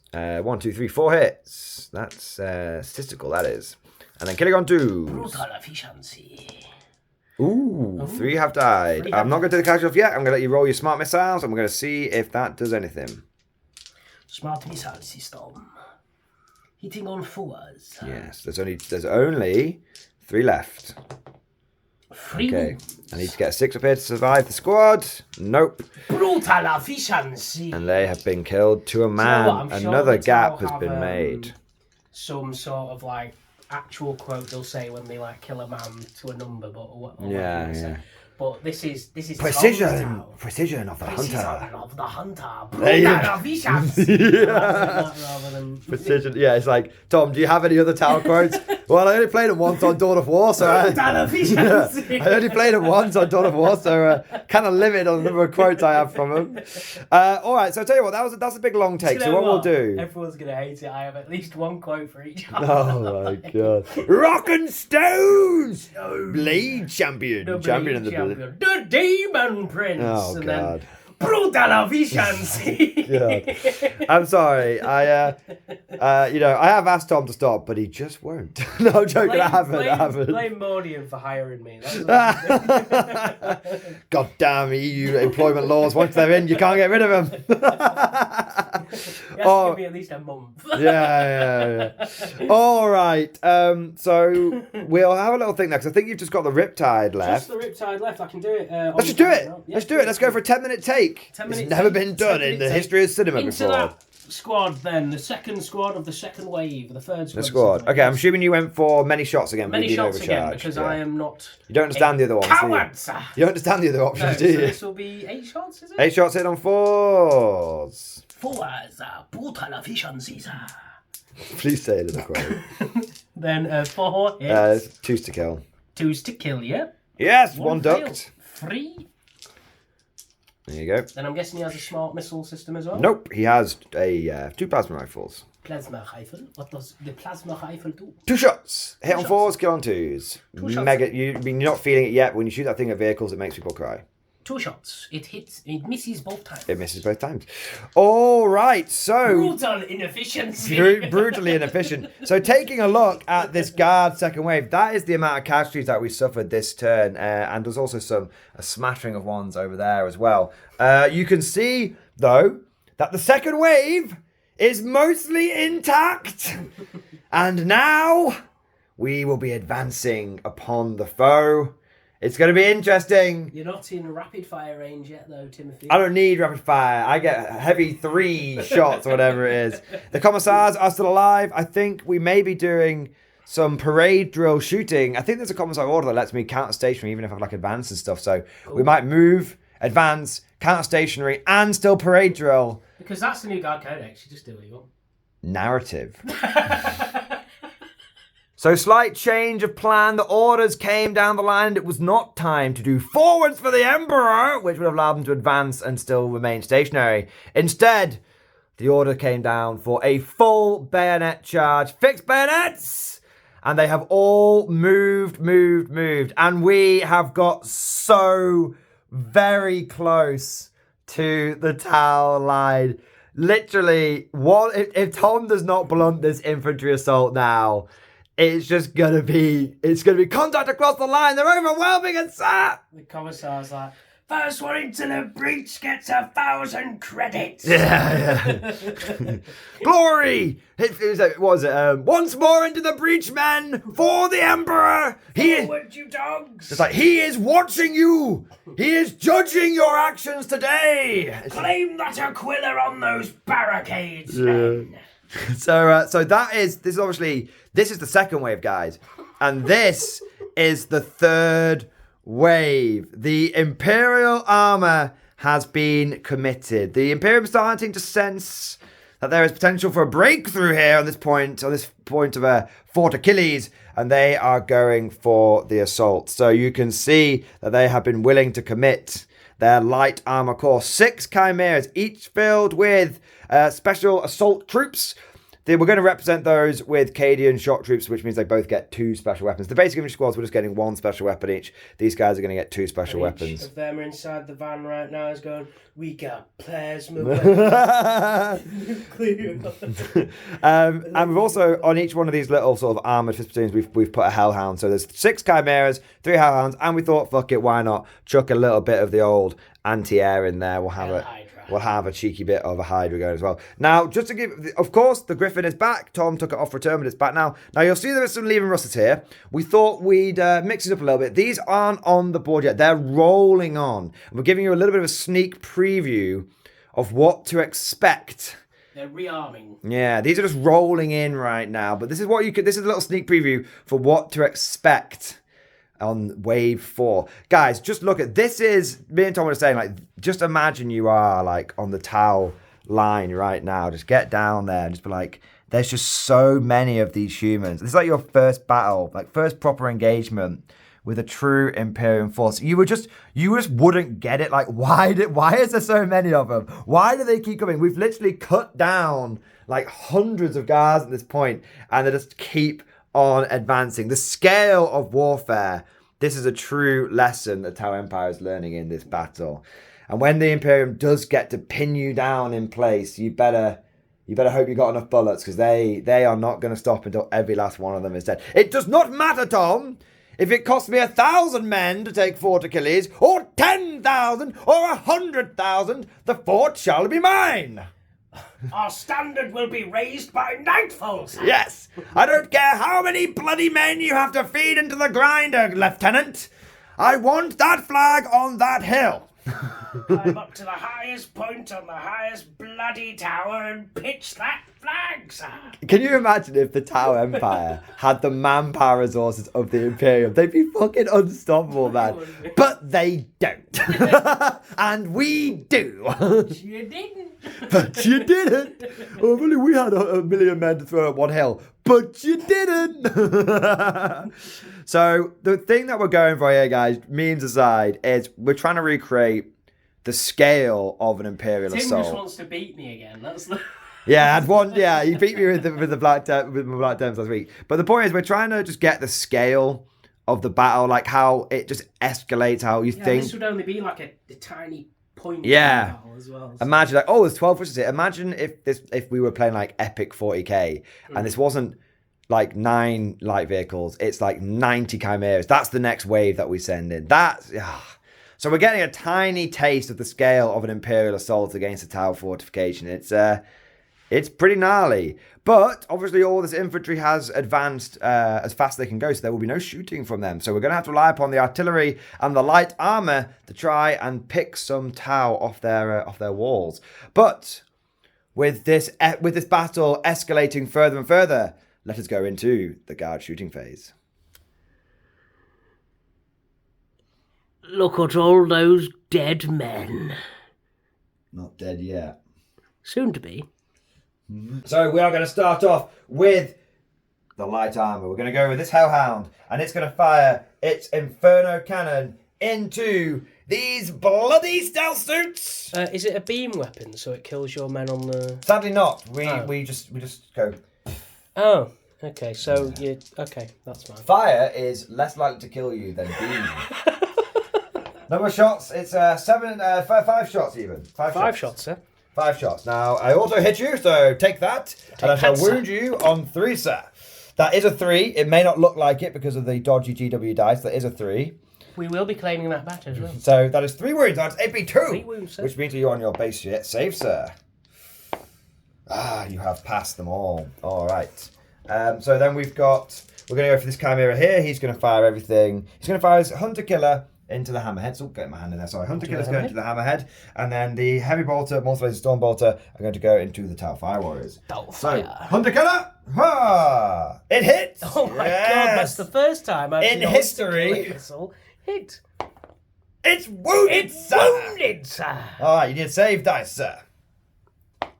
It's gone through. It's gone through. You gonna CP it, or you gonna let the Hunter Killer actually achieve something for the first time? It's got 5 wounds. I need to get a 6. Get a 6. I need to get a 6. Yeah! No! You CP it? I'm going to CP it. Yeah, go for it. I'm going to use the non-dodgy dice. Okay, here we go. Bless him. No! It was meant to be. It's a 3. So you've got 3 wounds left. So if we 3 wounds remaining. Take that off and turn that to a... I really wanted it to die then. I've got more Hunter Killers and stuff. This is the best thing about narrative games, guys. Though. It's like you're just having a bunch of fun. Like, look at that. That's so cool. It's all of, like, the battle line that's going on Tom's here. happy because he hates Tower and Tower dying. I hate Tower. They're dying. I also hate Guardsmen. They're dying. So... The perfect game for Tom doesn't exist. Oh, wait. Just look at that view, guys. I feel like a granddad, but that looks amazing. That looks so cool. Honestly. Anyway, what are you next shooting, Timothy? Right, multi-laser into Tower Fire. Multi-laser. Oh, it's got another shot. I forgot, sorry. That is 1 hit. Yes. It is a wound. It is a wound. It's -1, but +1 because you're in the save. You have lost a guy. Sweet. 1 fire. The first true Tau has died. Goodbye, sir. The first true Tau has died. And another one has fallen over drunk. Well, wait, he might die because I've got Heavy Bolter going. 3 hits with the Heavy Bolter, 3 hits, sir. 3 wounds, sir. 3 wounds, sir. 3 wounds. 2 more have died. Let's do one. This is where the heavy firepower of the guard starts to tell, man. Anything, at this point you've just been getting shot at by fucking las guns. 3 dead men there, sir. Okay, so we'll do. That's the las gun arrays. So speaking of las guns, 1, 2 hits. They miss. No wounds. All right. So what we'll do is we'll do... I will say as well, just to the viewers, we are using these new dice, but if they are hard to see on the camera, obviously we'll change them. We're saying, yeah. So anyway, next shooting, sir. So we've shown off the Chimera and the Hellhound. What we'll do is we'll show off the Hydra next. Hey, he's going to try and finish off that Hammerhead. He's only Go got 2 for it, wounds sir. left. So he's got 8 shots. He's going to hit you on 3s because he's technically got a turret weapon. He has done his very best not to hit very well. Now, do devilfish or hammerheads fly? They do, but it's not a flyer. So I was going to say, don't you technically get +1 to hit against it? No, I always get +1 to hit now. So that will be that's 3 wounds against you. 3 wounds against me. 3 wounds. AP 2. Yeah, He's dead. dead. It's dead. Does he explode? Blessings of the greater goat. Ooh, almost. Oh, he thought about it. Almost. All right, so the Hammerhead has been destroyed by the Hydra. Very if cool. this breaks off, there we go. We're gonna get some smoke, and we can have some flamey smoke coming out. Yeah, look at that. You're gonna leave the wreck on, are we? Yes, of course we are, sir. All right, we'll have loads of we'll fucking really smoke that. There we go. There we go. It's been destroyed. It's been destroyed. Narrative gaming. The Hydra the Hammerheads just launching rounds into the ranks, and the tower like, there's a lot of them, but if this is all that's sent out, I think we can hold. And then suddenly the ground starts shaking, and the commander's like, is that some kind of earthquake? It's like, and it's just more experienced, like grizzled Fireblade just turns to him and goes, no, that is armor. And just this wave of fucking time starts coming forward, and there's just at that point the tower realised They fucked up. It's going to be one of these guys over here actually saying. They're going to be looking onto the battlefield and they're going to be like, "Sir, is that a hill in the distance?" And he's like, "No, that is what the humans call the Bane Blade." And after all of the light armor had unleashed hell upon the Tau line, we actually did do some respectable damage. In fact, we have scored a great victory today here, men. For 2 of the stealth suits were laid low by the mighty Inferno Cannon. Yes. And then another one was killed by this Inferno Cannon over here. Excellent. It just goes to show that if you need to kill a motherfucker hiding in cover in an invisibility cloak, if Voldemort had just had a flamethrower, Harry Potter really wouldn't have been such a big deal. Harry Potter! Avada Flammenwerfer! The boy who crispified. It's coming out right crispy there, Lord Voldemort. Shame I can't smell him, I have no nose. So we have unleashed quite a lot of firepower onto the Tau line, but it's not over yet. In fact, you may notice that a breach has been made, sir. Yes. Tom said to me that he was like, if you get one of your characters within 6 inches of the improvised barricade, then we'll say that the weak point in Helm's Deep. The weak point. Are the only weak point in the deeping wall is a small culvert, little more than a sewer. And because of that, his commissar did go. Like the other guy, yeah. And he has basically to the wounded commissar. The commissar died, and my Glacier over here was going. My Glacier over here went. Shoot her! Bring him down! Lego, what was it? Lego Shui. Lego Shui. Bring it down. And the commissar has dived in with, he's like, give me the satchel charge. He just dives. Yeah. To the chest with, just dives in and detonates, creating a breach for the infantry to charge through. I swear we are professional here, guys. Yeah, we are professional. He's dead. He's atomized. He is just gone. I wish I had it. Can we keep him on the field? Actually, no. I tell you what. Here's a dead body. There you go. There we go. He's just changed uniform. There you go. So he's just dived in there with a satchel charge, bleeding out from his belly wound that he received. Like he's tried to stitch it up, and the medicator looks at him like, "Sir, you better start making your peace with the Emperor, I think."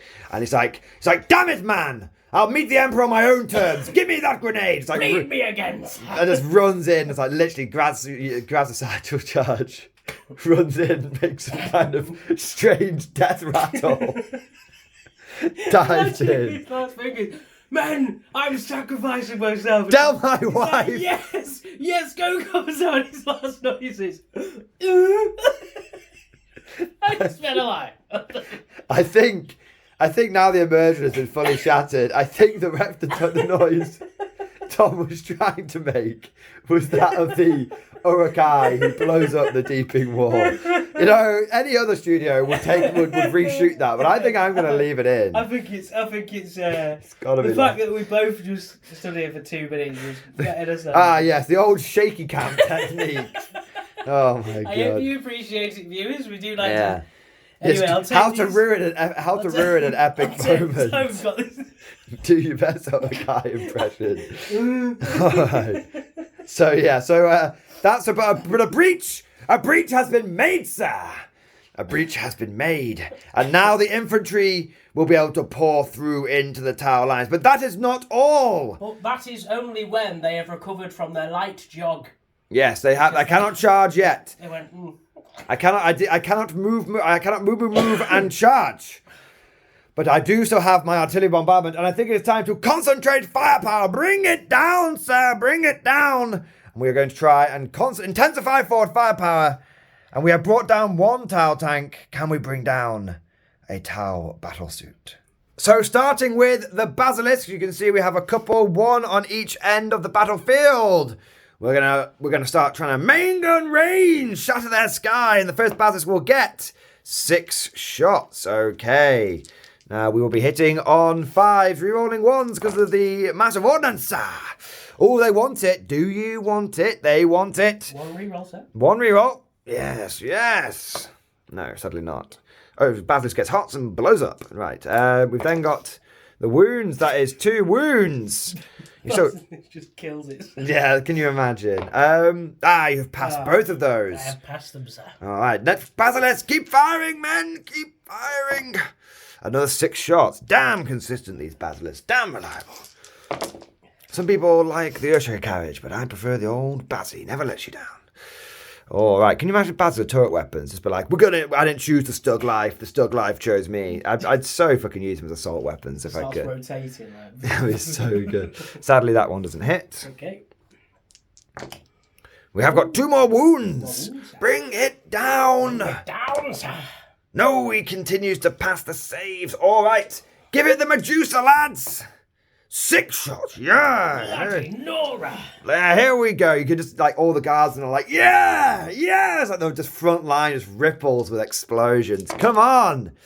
Okay, we've got 2 hits and a reroll. Okay, just 2 hits. Bloody hell, you need to stop re-rolling, you. No wounds. No wounds, sir. I have a CP to burn. Have a CP. I've had a 2 CP to burn, so reroll both. There you go, 2 more wounds. Right, Because it's narrative, viewers. You can do not get mad at us. All right, can you actually fair save? He does! I do, sir. All right, and now it's time for the damage. The big six. The Aquila shines on us today, lads. So he's at 8. He's at 8. Wounds. He's only got 6 left. 6. Only. They go at night mostly. All right, and then we have the Griffin Mortar, sir. 5 shots. Now this is not ideal for taking out a Riptide, but it might be able to do something. 2 hits, and then 2 wounds. You're on a 2-up save though. It's gone through another 2 damage. It's only got 4 wounds left. All right, 4 wounds left. And so what we're going to do now is we've done quite a lot of damage to that Riptide, but what we're going to do is unleash, we'll do this off camera, we'll unleash our mortars into the remaining fire warriors over here because they're not quite in range of the ones back here. Back. They are in range, Tim. It's a narrative game. We're going to do the ones at the back because we want to add some more smoke. That's true. Actually, I probably would be able to get in range with some of the feel like I moved up and everything. So because you've not moved him for 3 turns. That's true. Anyway, we'll just say that we'll pepper the back line a little bit. We'll pepper the back line. Pepper the piggy. I we'll see how it goes. I'll tell you what. We'll give them we'll say that they've sort of had to move, which will give them another mass monster. They only hit on 6s. Yes. So we'll see if we even bring any down at that point. So we'll do that off camera, and we'll be back in just a moment.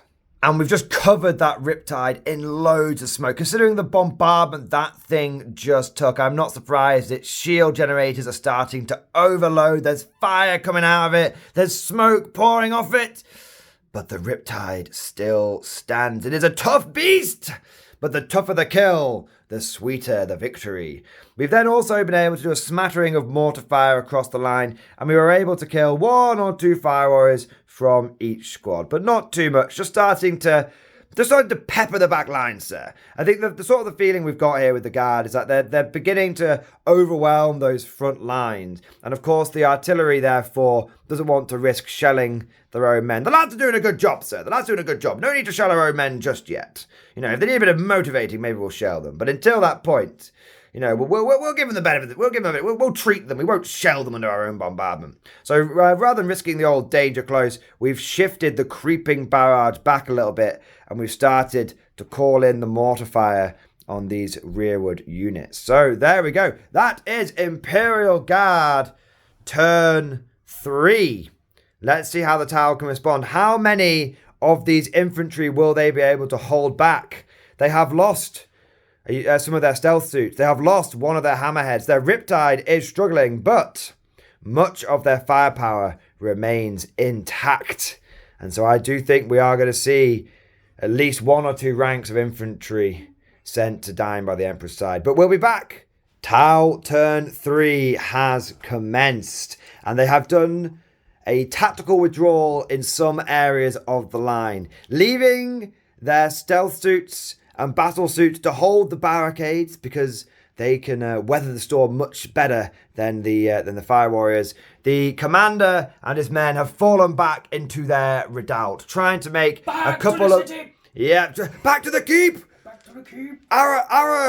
We get your men out of there. So we've got the fire warriors here.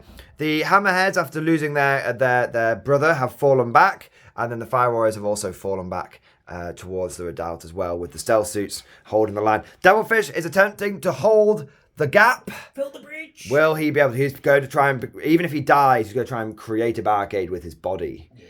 There we go. So, interesting tactical maneuver from Tom. I did say, do you want to fall back across the line? He was like, no, I've got to have someone manning the barricade. And then also at the end of the day, battle suits are like vehicles. They can shoot into combat anyway without any penalties, so they're fine. Is pretty on its last leg, so I believe he would be like, for the greater good, and then stand and fire everything he can. He's going to do as much damage as he can before he goes down. Like, I will stand with my fellow stealth suit brothers. Yeah. Kill everyone. That's cool. I like that. And then the two redoubts at the back.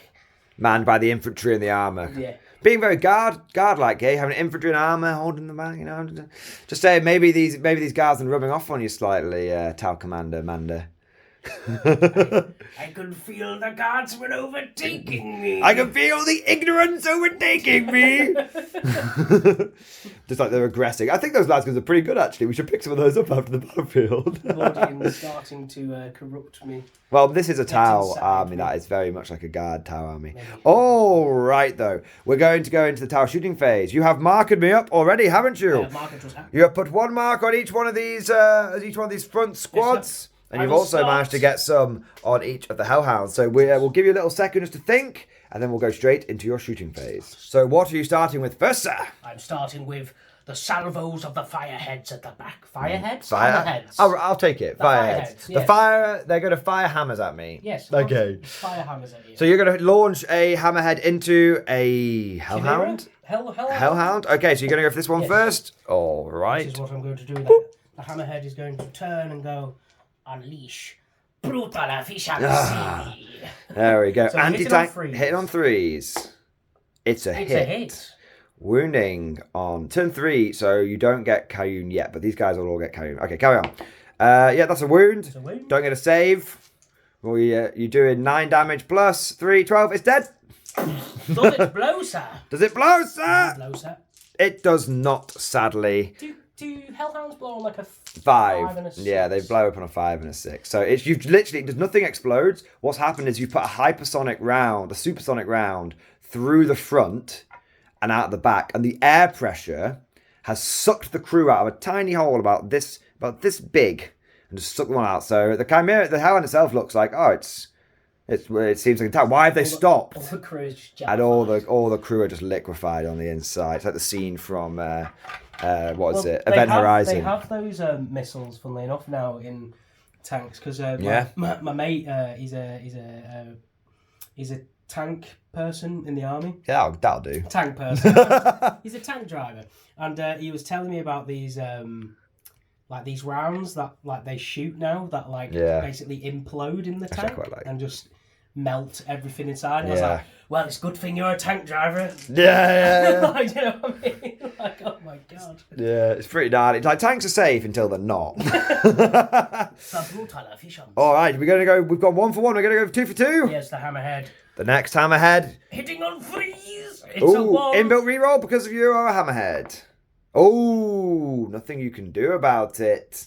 Where? That is a big sad. All right, now, do you want to have a little think what we're going to shoot next? I will shoot the Riptide into that Hellhound. You're going to go for it? Bring it down. Okay. I've spent a CP, so it acts on top profile. So it'll get an extra 2 shots because I'm a man. Yes. And it is 8 shots or 6? It's 8 now. 8, and it's hitting on 4s. It's hitting on 4s. God, 1, 2, 3, 4. That's all right. That's all right. 4. And it is wounding, sir. It'll be 3s. Ooh! Brutal efficiency! Please come with another quote. I know everyone else is thinking it as well. All right. So I don't get a save. It's 4 damage each, is it? Yeah, it's dead. Does it explode? It does! Okay, D3 mortal wounds. D3 mortal wounds to the Hydra. D3 Mortals of the Chimera. 1/1/1. Or just all right, so that has exploded. So I am just going to go. I'm going to take that off. Let's explode. Dozer blade behind. We are keeping it on the battlefield. It's exploded, man. If it explodes, it goes. I'll put a little smoke there. It's exploded though. I might put a wreck there. We'll think about it. All right. We'll think about it. All right, we'll mark these. You can't tell viewers. I'm currently pouting at Tim because it's a narrative game. You keep the vehicles on the field. But it's exploded. It's completely atomized, man. You've completely melted it into just a heap of molten slag. That's what's happened. All right, so that is your big firepower. I'll tell you what we'll do. Why don't we get a unit of stealth suits on camera, and then we'll do the rest off camera, and we'll see how much infantry is left. All right. So are you going to go for one of these squads up front? I will start with a full health stealth suit. Okay. Into the very front of this. Okay. Now you are within 12 inches, sir. Passes 2 dice, sir. Why? What does this do? You are now in turn 3. It means you are in. Exploding 6s. Ion is activated. So exploding 6s. So the brutal efficiency turns into cunning efficiency. Yes. Or even brutaler. Even brutaler efficiency. Even more brutal efficiency. For more and more. Yes. So these guys it's go orc, it's go orc and orc. Gotta have those apostrophes. Gotta have those apostrophes in there, you know. Right, so that's a load of hits. How many explodings? 2, I believe. Okay. Add 2 back in. 2 back in. How was your day, dear viewers? It was you good. Having a nice time? Yeah. Speaking for them, obviously. Oh dear. It's gone a bit squiffy. It's gone a bit squiffy. Maybe not as beautiful efficiency as You're just panicking because there's just so many guards. There is, to be fair, it's pretty thematic. So that is 5, 6, 7, 8. 8 wounds. Okay, clear the tray. Clear the tray. Wow, they've actually done all right. 1, 2, 3, 4, 5 live. Only 3 die. Yeah, buddy. Lightweight. 3 of them are dead, sir. 3 of them have been annihilated. Okie dokie. All right, so we will see if the rest of the tower infantry struggle as well. We'll be back once Tom has used up his remaining marker lights and done some efficient, brutal firepower from his remaining fire warriors. The tower line ripples with pulse fire, burst cannons, cyclic ion rakers, ion accelerators, pulse drones, smart missiles, and electric ball breakers, smart missile systems, pulse rifles, plasma guns, everything unloads. And the front rank of guardsmen turns into pink mist. But behind the front rank is another rank. Behind that rank is yet more infantry. The tower have done their best to hold back the guard push, but now we are in range. And all I can say, Tom, is fix bayonets. Today will be a sword day. Bayonets shall be splintered. Flak armor shall be broken. And on this day, a red day, as the Imperial Eagle rises! It's time for guard turn 4. Entering into turn 4, the tower line is shaken. They've taken some casualties. They've had to begin falling back to their strongholds. But the tower remain confident that at some point, the guard attack will peter out. At some point, the Gravesa will break, like so many times they have done before. Oh, foolish little Tau, naive little Tau, you do not understand the dragon that you have woken today. This is an Imperial assault made manifest.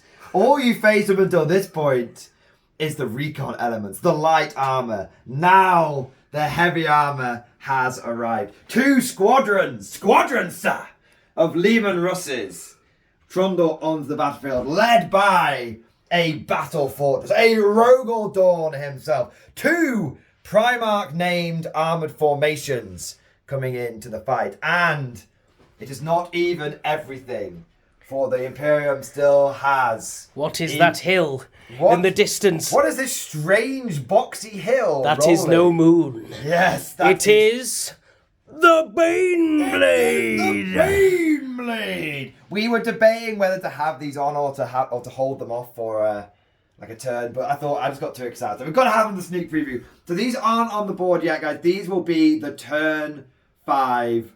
Sort of the turn 5 units coming on. The Guard are going to commit to overwhelming victory here.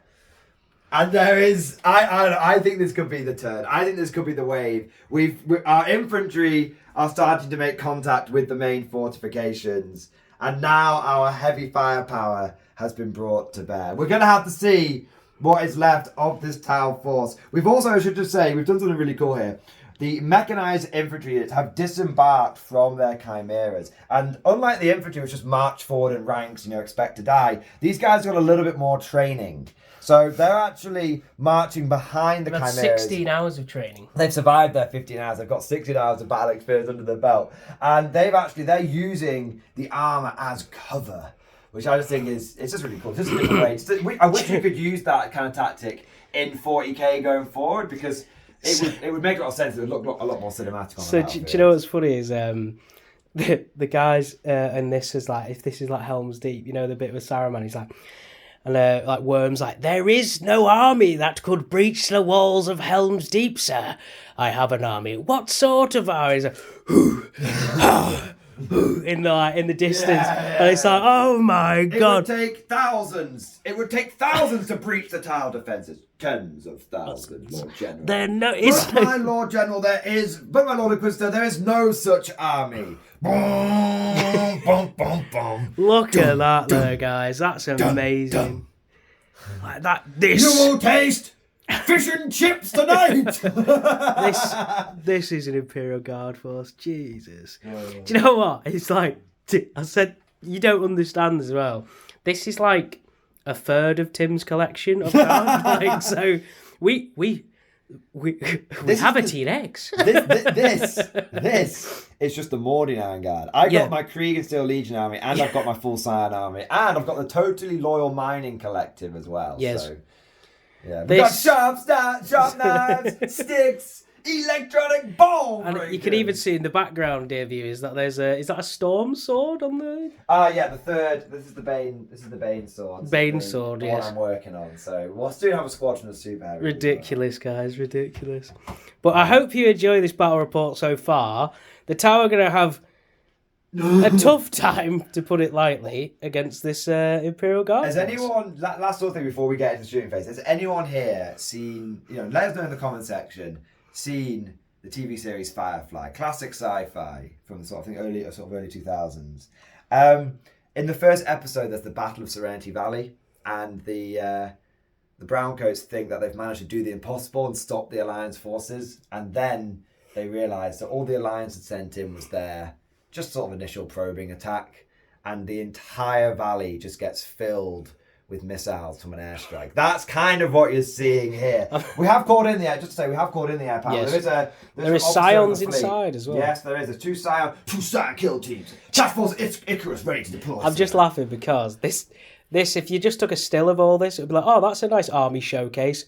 This is not an army showcase. This is a battlefield. Well, we should get a picture of this and use it as the thumbnail. Absolutely cool. Incredible. All right. So, guys, let's open up and see how much of this Tau force. They call it an army. An army. The Imperial Guard. These natives are so inept. It almost takes the honor out of victory. Jeez. Almost. Anyway, guys, let's move on to Guard shooting phase. Guard shooting phase. Let's start off with some big boom boom tanks. I think it's only appropriate. In fact, let's lead off with Big Daddy himself. Big chunk. He's just gonna blow everything into the devilfish. You're trying to fucking create a barricade. Foolish Tau vehicle. Foolish mortals. Yeah, they are mortals, aren't they? Just foolish Xenos. The guard was looking at this is this I thought I came here for a fucking shootout. That's what the guard are thinking right now. And the Tau are like, yeah, we might have overestimated our ability to take the Imperium on. But let's go for... Ooh, that's the Oppressor Cannon. That will be 7 shots. Oh, dear. So I should say there's tank commander here, tank commander here. So we'll say, or easily got the ability to get gunner's kill on sight and all these. If you do, reroll ones to hit. Dear viewers, if he does over 6 damage in excess to that devilfish, it is going to blow. Okay, so the rerolls didn't affect it. Wounding on 3s. That's going to be 3. CP? As crazy as it sounds, I think I might CP both because I just wanted to absolutely fucking explode it. Go for it. There you go. 1. So that's 4. Just give it. He's a -3 at least. So that'll be 6. 6 or 6. 16 damage. That, dear viewers, is 1 dead fish. 1 dead fish. Do you want to leave it as a wreck there? I am going to just go. I'm covered in smoke. I've got smoke in my pocket. No. It's seeing the amount of. Just flip it back. Just flip it backwards into the compound. The breach hasn't been held. It's just. I mean, if you think that wouldn't flip over after getting Rogel Dawned, then yeah, tell you what, I'll put a little bit of smoke. I'm afraid you are very wrong. There we go. It's just been absolutely annihilated, and all the stubbers are just like pinging it. All it's doing with the stubbers is just filling. It's just suppressing fire. It's like just push it back an inch. What have we got? All right, so that was the Rogel Dawn. That was the opening. So look at there's 2 wrecks here now. All right, I think it's time. Good. Let's go for the exterminator over there into the Riptide. Exterminators. Into the Riptide. Riptide. All right. Riptide only has 4 wounds left. Yeah, we need to get 2 of these through. So, Gunner's get on sight, sir. 2 hits and just 3 hits, sorry, I should say. 3 hits. It is 2 wounds. AP2, so 2 4-ups. AP2 for the greater good. Pass 1, fail 1. That is 2 damage. Okay, I thought you were about to say 4 then. I was like, no. So it's got 2 wounds left, yes. And then the heavy blotter. 2 hits. 2 wounds. 2 wounds. The Aquila shines. AP? AP1, need to make both of them though. Oh, he's failed it. Do you want to CP reroll it? No. No, and the Riptide has explode? fallen. He can explode. He does not. Oh. He just literally just falls over. And You can just leave him there and say just power it down the if you want. 'Cause Riptide. he's so covered in smoke. He is absolutely. All that just happens is the little escape destroyed. pod, mech warrior style, goes poof into the sky. And then the sniper on that command squad at the back goes, goes, 4! It's like marksman. Yes, my lord. There's one of them trying to get away over there. No need to worry, my lord. Clay pigeon shooter. All right, we've then got the other exterminator. He's going to fire into. I think let's go into the stealth suits with him. Yep. So he's got his exterminator cannon, obviously +1 to hit, -1 to hit. So they miss. It appears you do not have brutal efficiency. Oh, I just got overwhelming efficiency, brah. So 3 saves. This will be AP -2, but you're in cover, so it's just back to 3s. No, you're okay. I'm okay. It's like Stalin said when the Pope was like, I don't think you should do this, and Stalin turned around and went, how many tank divisions does the Pope have? Yeah. We've got the multi-mouths as well. That'll be 2 hits there. Oof. 2 wounds. 2 wounds? I'll just drop them in. AP4, so you want a 5 up against this. Great, if I still get 5 against AP4, it's pretty mad. Okay. Tell you what, you can just kill. Oh, you just kill 2 drones if you want. Okay. I mean, I think technically we should have been allocating them slightly differently, but well. Against this kind of big firepower, you would just take it on drones, and I didn't really, and you don't know the army, and I didn't tell you, so that's fair enough. So he's cheating me, chat. Yeah. Chat, course, viewers, people. Always. Now the Martial cannon won't be arranged now, so we'll just leave that one. What about the? I'm It'll presuming. be a minute, won't it? It'll be a minute. All your chimeras are going to shoot that ghost kill. Yeah. So 3 shots from the Demartia cannon. It is into your. That's just I don't get to reroll that. So it's 1 wound into your stealth suits, and you pass it. Hey. And then we've got plasma. Efficiency. Plasma gets 6 shots. Just the 1 hit. No damage to myself. Doesn't wound. Laser cannon misses. There we go. Can you imagine the light show that's going on right now? Just that, like all the tracer fire and everything. Amazing. Okay, so is that all the big tanks done? That's just those ones. We haven't even done this squadron yet. Let's do this squadron. I'm guessing into the hammerhead. Yeah, let's get a bit of a tank duel going on, I think. I I was thinking of trying to deal with these Celtics, but I think I was bayonet charge them. They can be dealt with in combat, sir. Yeah, I mean, look, all this infantry is probably going to end up doing something to them. So, yeah, first battle cannon gets 8 shots. Let's introduce these tile to the true meaning of armoured superiority. That was a hit, it got knocked over. So that would be all but 1 hits. 1, 2 fails. These 4 will be wounds. 5 up saves. 12 damage from the first battle cannon. You've got how many wounds do they have? You've got 2 left. 2 left. Laser cannon, miss. Oh god. And then the heavy bolters. I only need 1 of these heavy bolter shots to get through. 2 hits. 2 rerolls. 4 hits in total. No wounds. Okay. Ooh. We'll go for the next Lehman Russ. Same thing. Number shots of the battle cannon. It's another 8! Ah, it's overwhelming.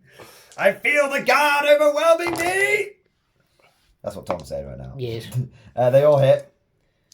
Bear in mind, even though, I mean, I could have given these guys a different regimental doctrine, but I'm just sticking with them being Mordians, to be honest. It was only the mechanized infantry we gave the mechanized doctrine for a bit of fun. Instead of we'll keep parade, we'll send a couldn't be any other kind of mechanized doctrine. There you go. I think that's all. Is that hits? I think. I think that's wounds because they are. Oh yeah, I believe it is wounds. I think you're all right. Yeah. So yeah. So this is on the 2 wound one. You need to make a lot of these. It's dead. Does it explode? No, I will explode dice for you. It's all right. And then the last one gets 6 shots. Sorry, bit of technical difficulty. There he is. He's popped. There we go. There you go. A little bit of smoke for him. There we go. And so that's my hit. The battle cannon. They all hit in the end. Is this into the second hammerhead? Yeah, this is the second one. Goodbye, hammerhead. So that's 4. So you can't die. No, but the Valkyries have got to shoot, and the Lehman, and the artillery, and all of the. So he's taken 9 wounds. Chim-chims.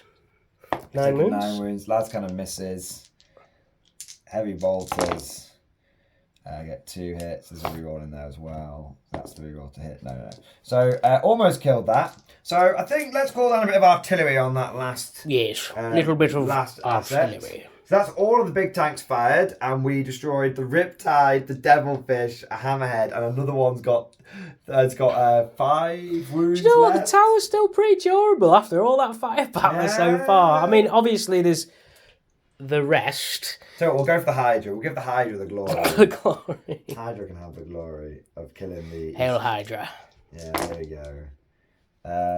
Yeah, he would have been in gunner's killing sight range. Have I misrolled 1 dice there? Yeah, I'm missing a dice. Okay, so they all hit. Do you wound me, sir? Ooh, only 1 time. Do wound, sir? AP2, so 5 up. So you've got 3 wounds left. 3 wounds on that hammerhead there. And then we'll call in a Basilisk on it. Get 6 shots. We're just sort of, what we're doing here, guys, is we're just showing like just how awful it would be to face off against just a true guard. Like when the guard assault, when the base drops. So you've got 1 6 up save. Nope. And you've got 1 wound left. Next Basilisk gets 5 shots. 2 hits. 1 wound. In wound, sir? 6 up. No. Do you explode? No. Almost. Another one. And goodbye, Mr. Hammerhead. And another one. Bites the dust. Is... oh my god. Another fish bites the dust. You just said... He's dead. There we go. There we go. Just... The carnage. And that... I've still got my other artillery and my chimeras and everything. Oh my god. We'll do all the chimeras off camera, guys, and then we'll see if there's anything left alive that's gonna get bayonet. We'll come back in the charge phase, guys. We'll come back in the charge phase. And so, after the dust had settled, the chimeras had unloaded, the infantry fired all of their las guns and special weapons. And the Valkyries had also. And the Valkyries came screaming in, unleashing their rocket pods and heavy bolted door gunners. Get some! Get some! They should make a film about me one day. Yeah.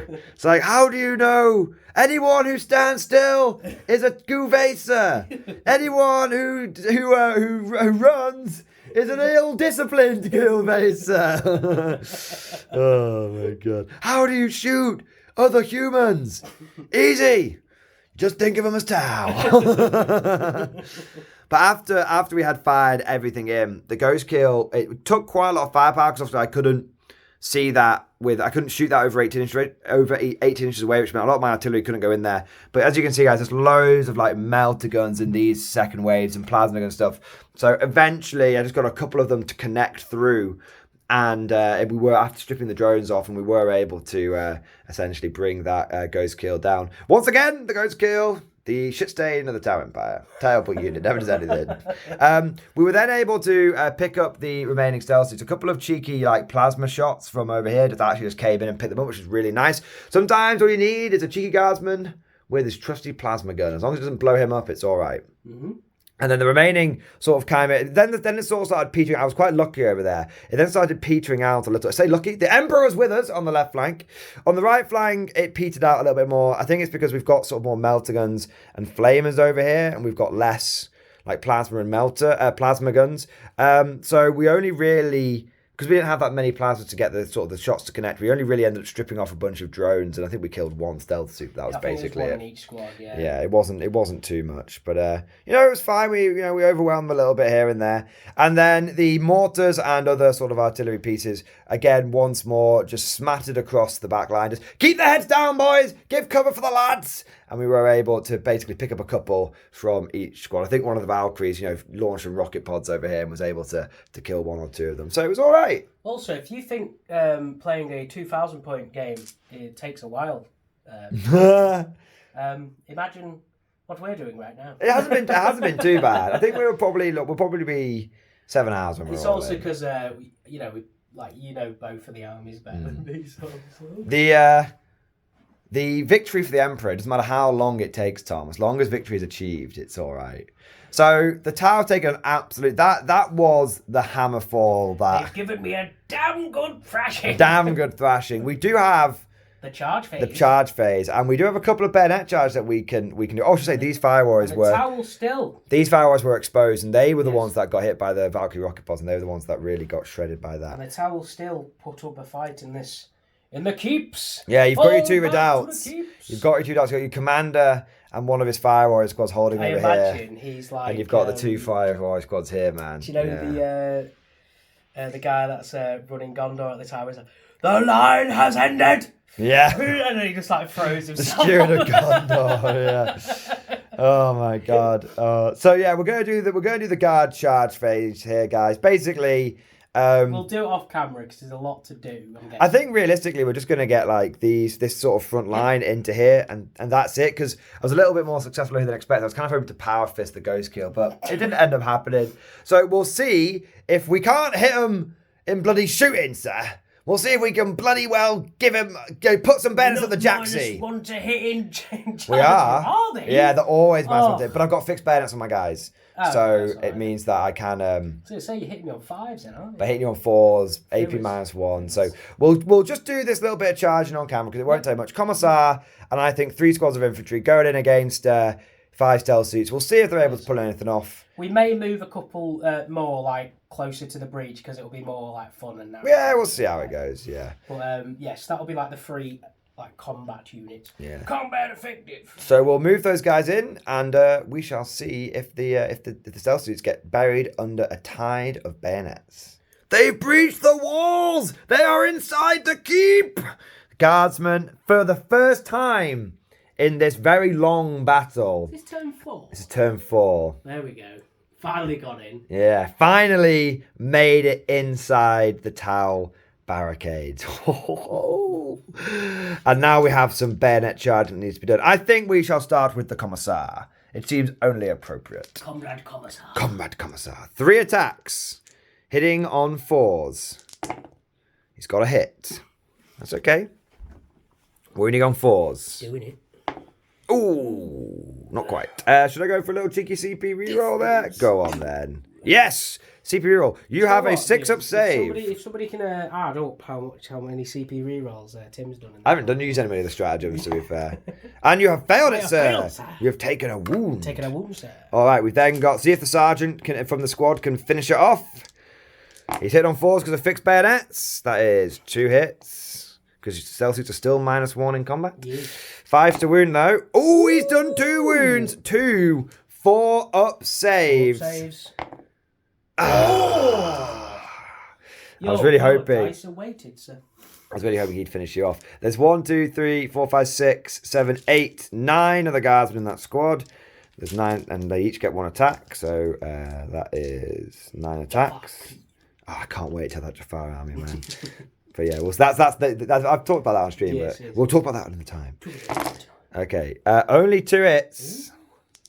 Pog. No wounds. Oh no. We have Well, they know there's something there because the commissar has like swung his saber out and it's just like glanced off a shadow somewhere. But the rest of it is like, a bit of blue blood. Yeah. If it bleeds, we can kill it. All right. So we've got these 2 squads here. So that'll be another sergeant we've got a sergeant with a power sword. He'll be hit on 4s. Oh, sorry. He's only meant to have 2 attacks, but he's missed with everything, so that's all right. We've got 9 other guardsmen coming in, just like the simulations. All right. Only 3 hits. This Tau stealth technology. God, do you know what? Stealth suits. They're really, really good. Yeah, the only reason people aren't... If that 1 wound, yeah, at -1. Yes, we've made it bleed. So you can have a little woundy there. And there's another one over there. Yeah.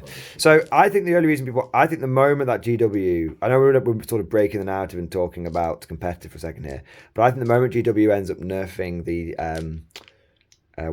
the crisis suits, everyone's just going to pivot to stealth suits because honestly, they're so good. Every single Tau player that I played at that event, they said, wow, those stealth suits have made me think. They're really good. See, I can't comment on it because I don't know Tau enough. This is the last squad. Oh, wow, 1 hit. 1 hit. It does wound you, though. 4-up save. So we've done a wound to each squad. Would you like to poke me back? How? Okay, how? So you get 2 attacks per guy and 3 from the sergeant. So you'll have 5 attacks here. Yeah. You're going to attack the guardsman or the commissar? Oh, dear. Or is your sergeant going to attack my commissar in honourable combat? I will... The crisis suit... God, you can't be saying that. You wish. The stealth suits are going, kill their leader, kill chop their off their leader. head. Okay, so 5 to hit. Un hit. Un hit. Un wound. For the Emperor.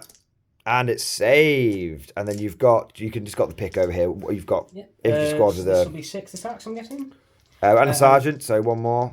So 7. You've got 7 in your hand, so that's fine. Oh, okay. So that'll be the... I'll go for the one over the barricade. Okay, trying to push me back. Yeah, push them back. Yeah. Un hit. We'll try that again, shall we? It's not a wound. Guard versus Tau combat. You gotta love it. Like everyone in the comment section were like, "Oh, I can't wait for the bayonet charge." It's like, it's not the best bit. All right, so that is the end of guard turn 4. Yes. The Tau are gonna try something. You're going to try something? So do I have to hold you back till the end of your next turn? Is that what it is? Or for you to win? Not win. Well, you can't really win in this situation. But, I mean, whatever happens at the end of turn 5, you've won, sir. But this is carnage. So I was going to say, for the various win conditions, if I wiped you out inside of 4 turns, it would be an overwhelming Imperial victory. So I've not achieved that. So it'll just be if I wipe you out in the fight, we're going to have 8 waves. If we wipe you out in the latter turns, it would be like a draw or minor Imperial victory. I have to give you a gun to avoid the red tape. and then if you had any models left by the end of 8 waves, we were going to call it a Tau victory just because you'd able to bleed me. You're definitely going to finish me off next turn. Yeah. This is so. So you're thinking it's going to go from a minor Tau from a major Imperial victory to basically like a minor Imperial victory, almost draw. I'm going to call it maybe like a minor Imperial victory because You didn't complete. If you'd wiped out 2 waves, I would have said definitely, but I've not wiped out. you've not wiped out 2 waves. The first wave, and then after that. And then it's like, oh. Yeah, we'll call it like a minor Imperial victory at this point, because it has. We will have taken the fort back inside of 5 waves, but we haven't. We still have to raise the flag. But we still have to raise the flag, yeah. So, all right, Tom, do your last thing, and then we'll see how it goes. The Tau prepare to make their final stand. Stealth suits trying to delay the endless infantry platoons, selling their lives dearly, so that their comrades, their fire warriors, and their commander can fall back to the central keeps. 2 tiny islands of red and white in a sea and blue of green and blue in a sea of green and intolerance. And polished boots, indeed. So, Tom, you are going to have your stealth suits remain in combat so they can shoot the crap out of the guardsmen, and then we're going to do these guys into whatever sort of final targets you decide you want to shoot at. All right, go for your stealth suits first now. So because 6 shots each.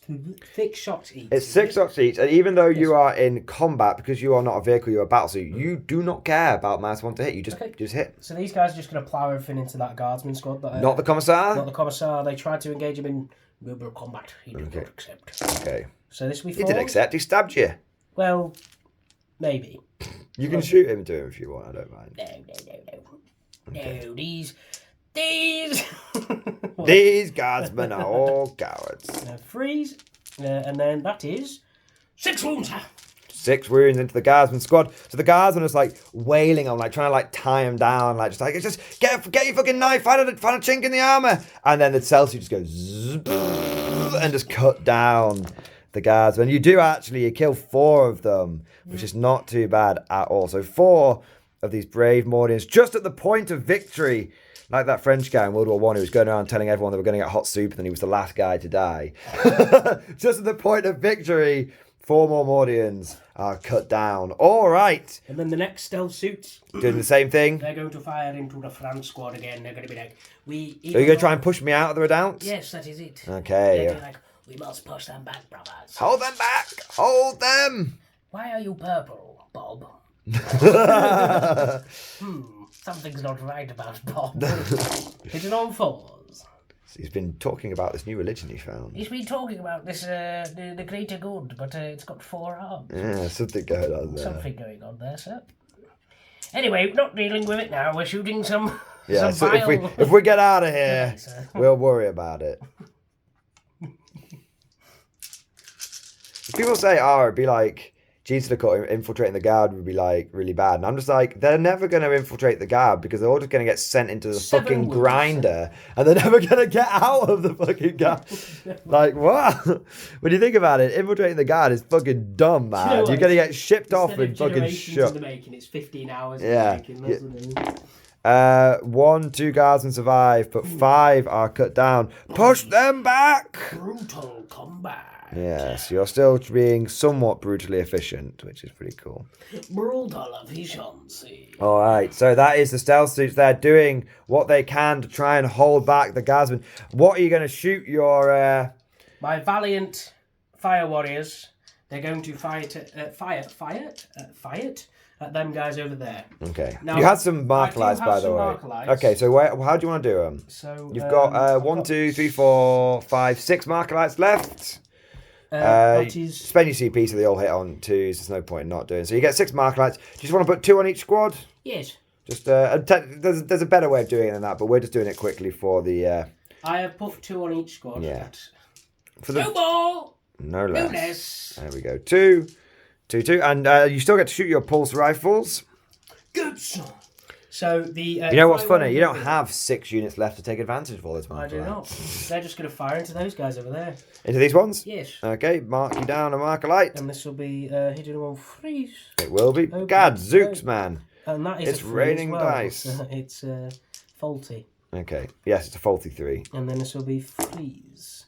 Ooh, nice. That is 4 wounds on that guardsman squad there. 4 wounds. 4 wounds. 3 have died. 3 have died.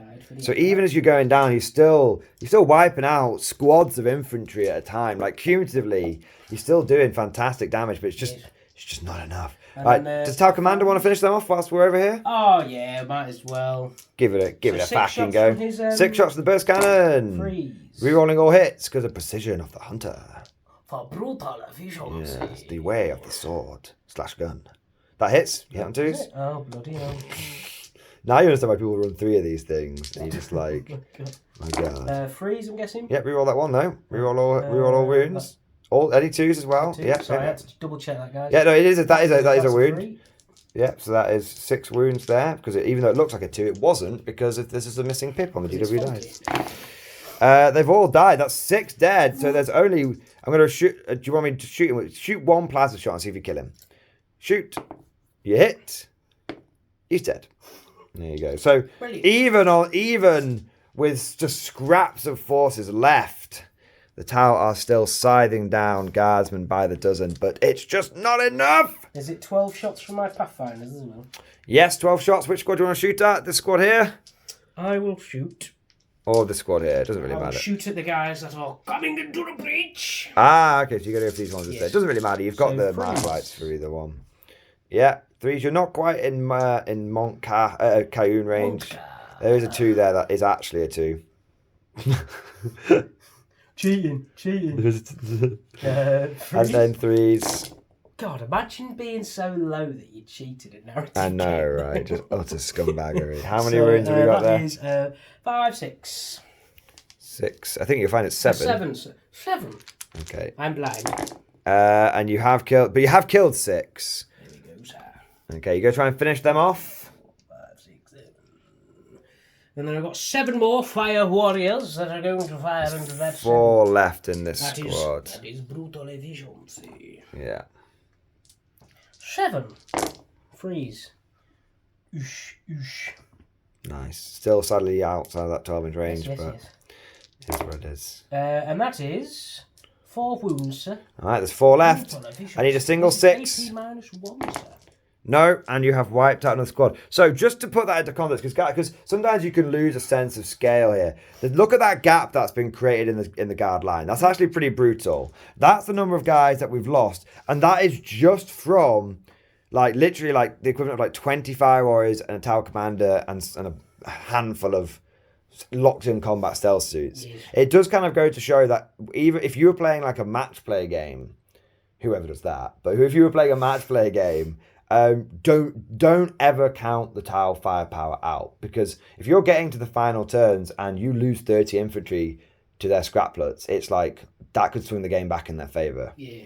So just never destroy the Xenos, but never underestimate them. All right, so we've got That is the end of the turn, sir. I think we'll find some combat. There is some combat, sir. I get to go first. You do, sir. I'm going to strike, trying to finish that wounded, stealth it off with my commissar. He's hit you once. He has not wounded you. Oh, I wanted him to get. I wanted to do the Wilhelm scream. You know, Okay, you get to fight me back. So 2, 4 attacks. Hit on 5, so 2 hits. 2 hits. Technically, you'd have 1 more because there's a sergeant in there. And 2 wounds. 2 wounds. You want to roll another attack because of the sergeant? There you go. That was easy. Commissar passes 1, fails 1. So I rolled that dice off you. I rolled it off my hand onto your hand onto the tray. So he's taken a wound. So he's got. I think he's got 3 left. And then the squad there. See if they can finish you off. I'm just literally just going to see if I can kill you with the sergeant. 1 hit. No wounds. And there's 5 of the guardsmen left. They are dead next turn through the not even through the magic of cinema, just because. Yeah, just through being dead. Yeah. Come on, guys. I want to bayonet one of these bloody stealth suits. Right, 3 wounds. 3 wounds. 3 4-ups.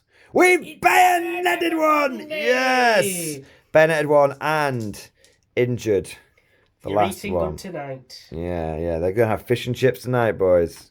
I had fish and chips last night. It's quite nice. I might have fish and chips tonight for my dinner. Might do. All right, so we'll do the sort of. I'll tell you what. We'll just give the powerful sergeant here a chance to kill the other injured Tau. He's got 2 hits, so he's shown willing, and he's got a wound. What is that, sir? It's a big fat fucking one. He's dead! All right, and yes, and obviously the rest of the bayonets don't really matter so much, but there you go. Not too shabby at all. We shall move in. Yes, we'll be back after me and Tim have both moved his army. We'll be back for the final big push. And so we enter the final stand of the Tau. They're doing their best to hold back the Imperial Guard, but their barricades have been breached by chimeras and hellhounds with dozer blades, and the infantry, led by their fearless commissars, are pouring through on all fronts. Here and there, you'll find in amongst the wrecks of the Tau armour the occasional red-clad figure trying their best to hold back, but they are soon to disappear under a tide of marching boots. And this is but the tip of the spear. The Tau begin to realise the true folly of their decision to hold the line. A while ago, to be honest. Because this was, guys, the tip. We thought the first wave was the tip of the spear. No. This whole battle was the tip of the spear. And leading the true Imperial force are two mighty Baneblades. And behind them comes innumerable, uncountable columns of guard infantry, all marching in perfect Mordian lockstep. Each column being led by a commissar and the rousing hymns of a war priest. There is only one last thing to do, and that is to obliterate these remaining Tau forces. The two Baneblades shall have the honour of silencing this redoubt, and the Scions are going to execute a precision strike and try and make sure the Tau commander does not flee to see another day. Let's get those dice ready and get this final shooting phase done. Let us start with this Baneblade. This is commanded by Alex Stengal, and his mighty steed is known as the Vigil's End. Just want to say a little thank you to Alex for being... Did they rebuild it after... After the last... this is an earlier battle report. This is an earlier battle. Alex is a War Master level Patreon on the channel. I thought it'd be very cool to have him leading one of these huge columns of infantry in his fantastic Baneblade model. So let's launch that Baneblade cannon. Let's go! And we're going to put the Baneblade cannon and the Demolish cannon and the autocannon. That's all going to go into the Fire Warriors, and everything else is going to go into the Pathfinders. What we've said is if Tim rolls any sixes with the with the cannon, that whole area just gets obliterated. Yeah, well, I just got 2 6s, so it's it's double obliterated. It's double obliterated. I didn't expect you to roll 2 6s. Oh my god, it's 15 shots, bro, from like one gun. Oh my. Is that just the cannon? That's just the Baneblade cannon. Oh dear. Okay, well, this is the first one. This is this one. He's evolved the Praetorian, so we know we'll get to give him some rerolls. All right, yeah, those hit, and then it is time to roll the wounds. Any of these that go through are gonna kill you. Definitely. 1, 2, 3, 4. Look at all those Aquillas. The might of the Emperor cannot be denied, Tom. And the unit of Fire Warriors atop this building are gone. We then have all of the other firepower. We have got the las cannons. 1 hit. 1 wound. You would get a 6 up save, but that's only not it's a Pathfinder, so it's just dead. Yeah, it's just dead. You don't get the as good a save. Oh god! And then we've got the heavy bolters coming in here. This is the first one. This is the second one, and this is the third twin heavy bolter. Okay, let's have a look at what we've got here. Miss. Oh my god, Alex is just absolutely... The Vigil's End is truly making sure this is the end of the Tau. Look at these fucking to-hit rolls, boys. Incredible. Hitting on 4s. I might not even need the fucking Hellhammer. I thought it was going to take both to dig these infantry out of their lair. Alright, last little Bit of fire in here. Okay, yeah, Tom, you've got 1, 2, 3, 4, 5, 6, 7, 8, 9. 9 fucking 5-up saves to make on your... 9 5-up saves on the Pathfinder. On the Pathfinders. Do you want to roll them in there? There you go. Great good. Ooh, Oh, 1, 2, 3, 4, 5. Only 4 have died. It was a very good and now we are going to fire the Hellhammer at them. Is it over, Sarge? No. There's 2 left. And the Hellhammer cannon. Now this Hellhammer is commanded by Brian Lord, and it is known as Lord Brian Lord, and it is known as the Death Strike. Death Strike. Has that also been? It is. Yeah, that one's been rebuilt. Well, that one's also been rebuilt. That is 19 shots. As it is, I would say to take them off, but this is the first 9. Yeah. Oh dear. And they're dead. They're very dead. They're very dead. I didn't even roll the rest of the shots. They're completely obliterated. Fish paste. That building is annihilated. The men inside it are annihilated. Nothing can withstand the might of the Beam Blade and the Hellhammer. The commissar, the leader, was like, "Take down that building." The Bane Blade said, "I see no building." Yeah. Just like, like the commander's just like, the general's like, Commander, you see that building over there? Yes, my lord. I don't want to. Understood, my lord. Lord. All right, and the last thing to do now is the precision strike from the Scions.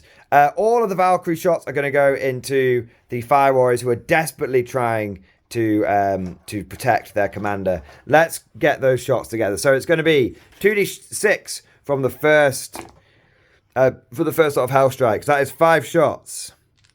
It is going to be rerolling ones because we have an officer of the fleet on the board, just for the narrative. That's how we're saying it, like with the massive ordnance. And that's 2 wounds. That'll be 2 5-ups from the first one. Ooh. 2 dead. Second lot of Hellstrike rockets. Oh, 10. There's 10. Of course, I've got the door gunners and everything as well, guys. We're just doing the rocket pods first. Literally, just these will be hitting on 3s as well. I think I was hitting on 4s before, but it's fine. Cheeky little reroll. Yep. There's 5 left, did you say? 5 left, sir. All right. Brutal officials. Yep. So 2 more saves. 2 more saves, sir. 2 more 5-ups. Ooh, 1 more dead. There's 4 left. 4 left, sir. 4 left in the bodyguard. First set of door gunners. Reroll there. They've all hit. Get some. Get some. All right. 5 more wounds at no AP. No AP, essentially, so 4 ups, yeah. Ooh, another one has died. There's 3 left, is there? 3 left, sir. All right, we've got another set of door gunners. All right, no rerolls there. Another set of door gunners. All right, 3 more. 3 more wounds. 1 for each left. For the greater good. 2 have died, and we have got 2 multi-lasers. First one, 3 hits. 3 wounds, 3 4-up saves. The last Fire Warrior turns to the Fire Commander my lord! And says, "Is this worth it for the greater good, my lord?" It's like the greater good's a little bullshit. And then he gets blown and he apart. dies. Just gets a shot cord through his torso armor. Yeah. And now we have the precision strike. We are going to overcharge our las cells, and we are going to try and kill this commander in a single blow. Let's go for it. So we're going to start off with, we're going to say, by the way, that this is a Tempesta Prime here. He's going to order both of these squads to take aim as well. So we're going to have the first squad there. Over here, it's got a couple of volley guns. We'll shoot them first. So we've got the first volley gun, all hits. Drones aren't there, really. Second volley gun. Well, they are there, but but they're about to die, so it's all right. One did get killed the last turn. So. Oh, did it? Oh, okay, fair enough. So that's 7 hits from the volley guns in total. 7 hits, sir. I think I got some 6s in there for exploding, so we'll just say it was 8 hits just for simplicity. It's 1 mortal wound and 1 other wound. Drone? Yeah, that can kill the drone, and then saves that one. And it's a mortal wound in addition, so you need to do the yeah. Oh, that's fine. 2 5-ups, baby. Then we've got the hotshot las guns in that squad, so it'll be 1, 2, 3, 4, 5. So that's 2, that's 3, 4, that's 5. Yeah, any 6s? Yeah, one of them. And then we're looking... That needs to be rolled. 2 mortal wounds. 3 mortal wounds. Ooh. And then 4 regular saves. 4 regular saves.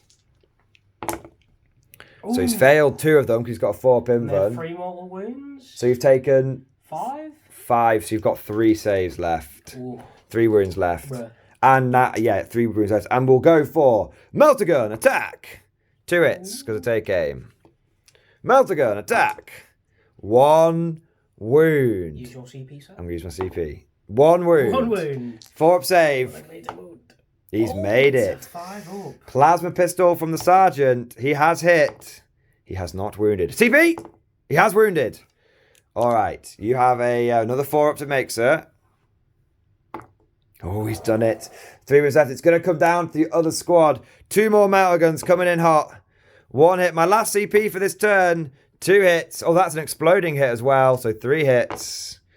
That will be 2 wounds, sir. 2 wounds. 2 4-ups. You need to make both of these because I am in melter range.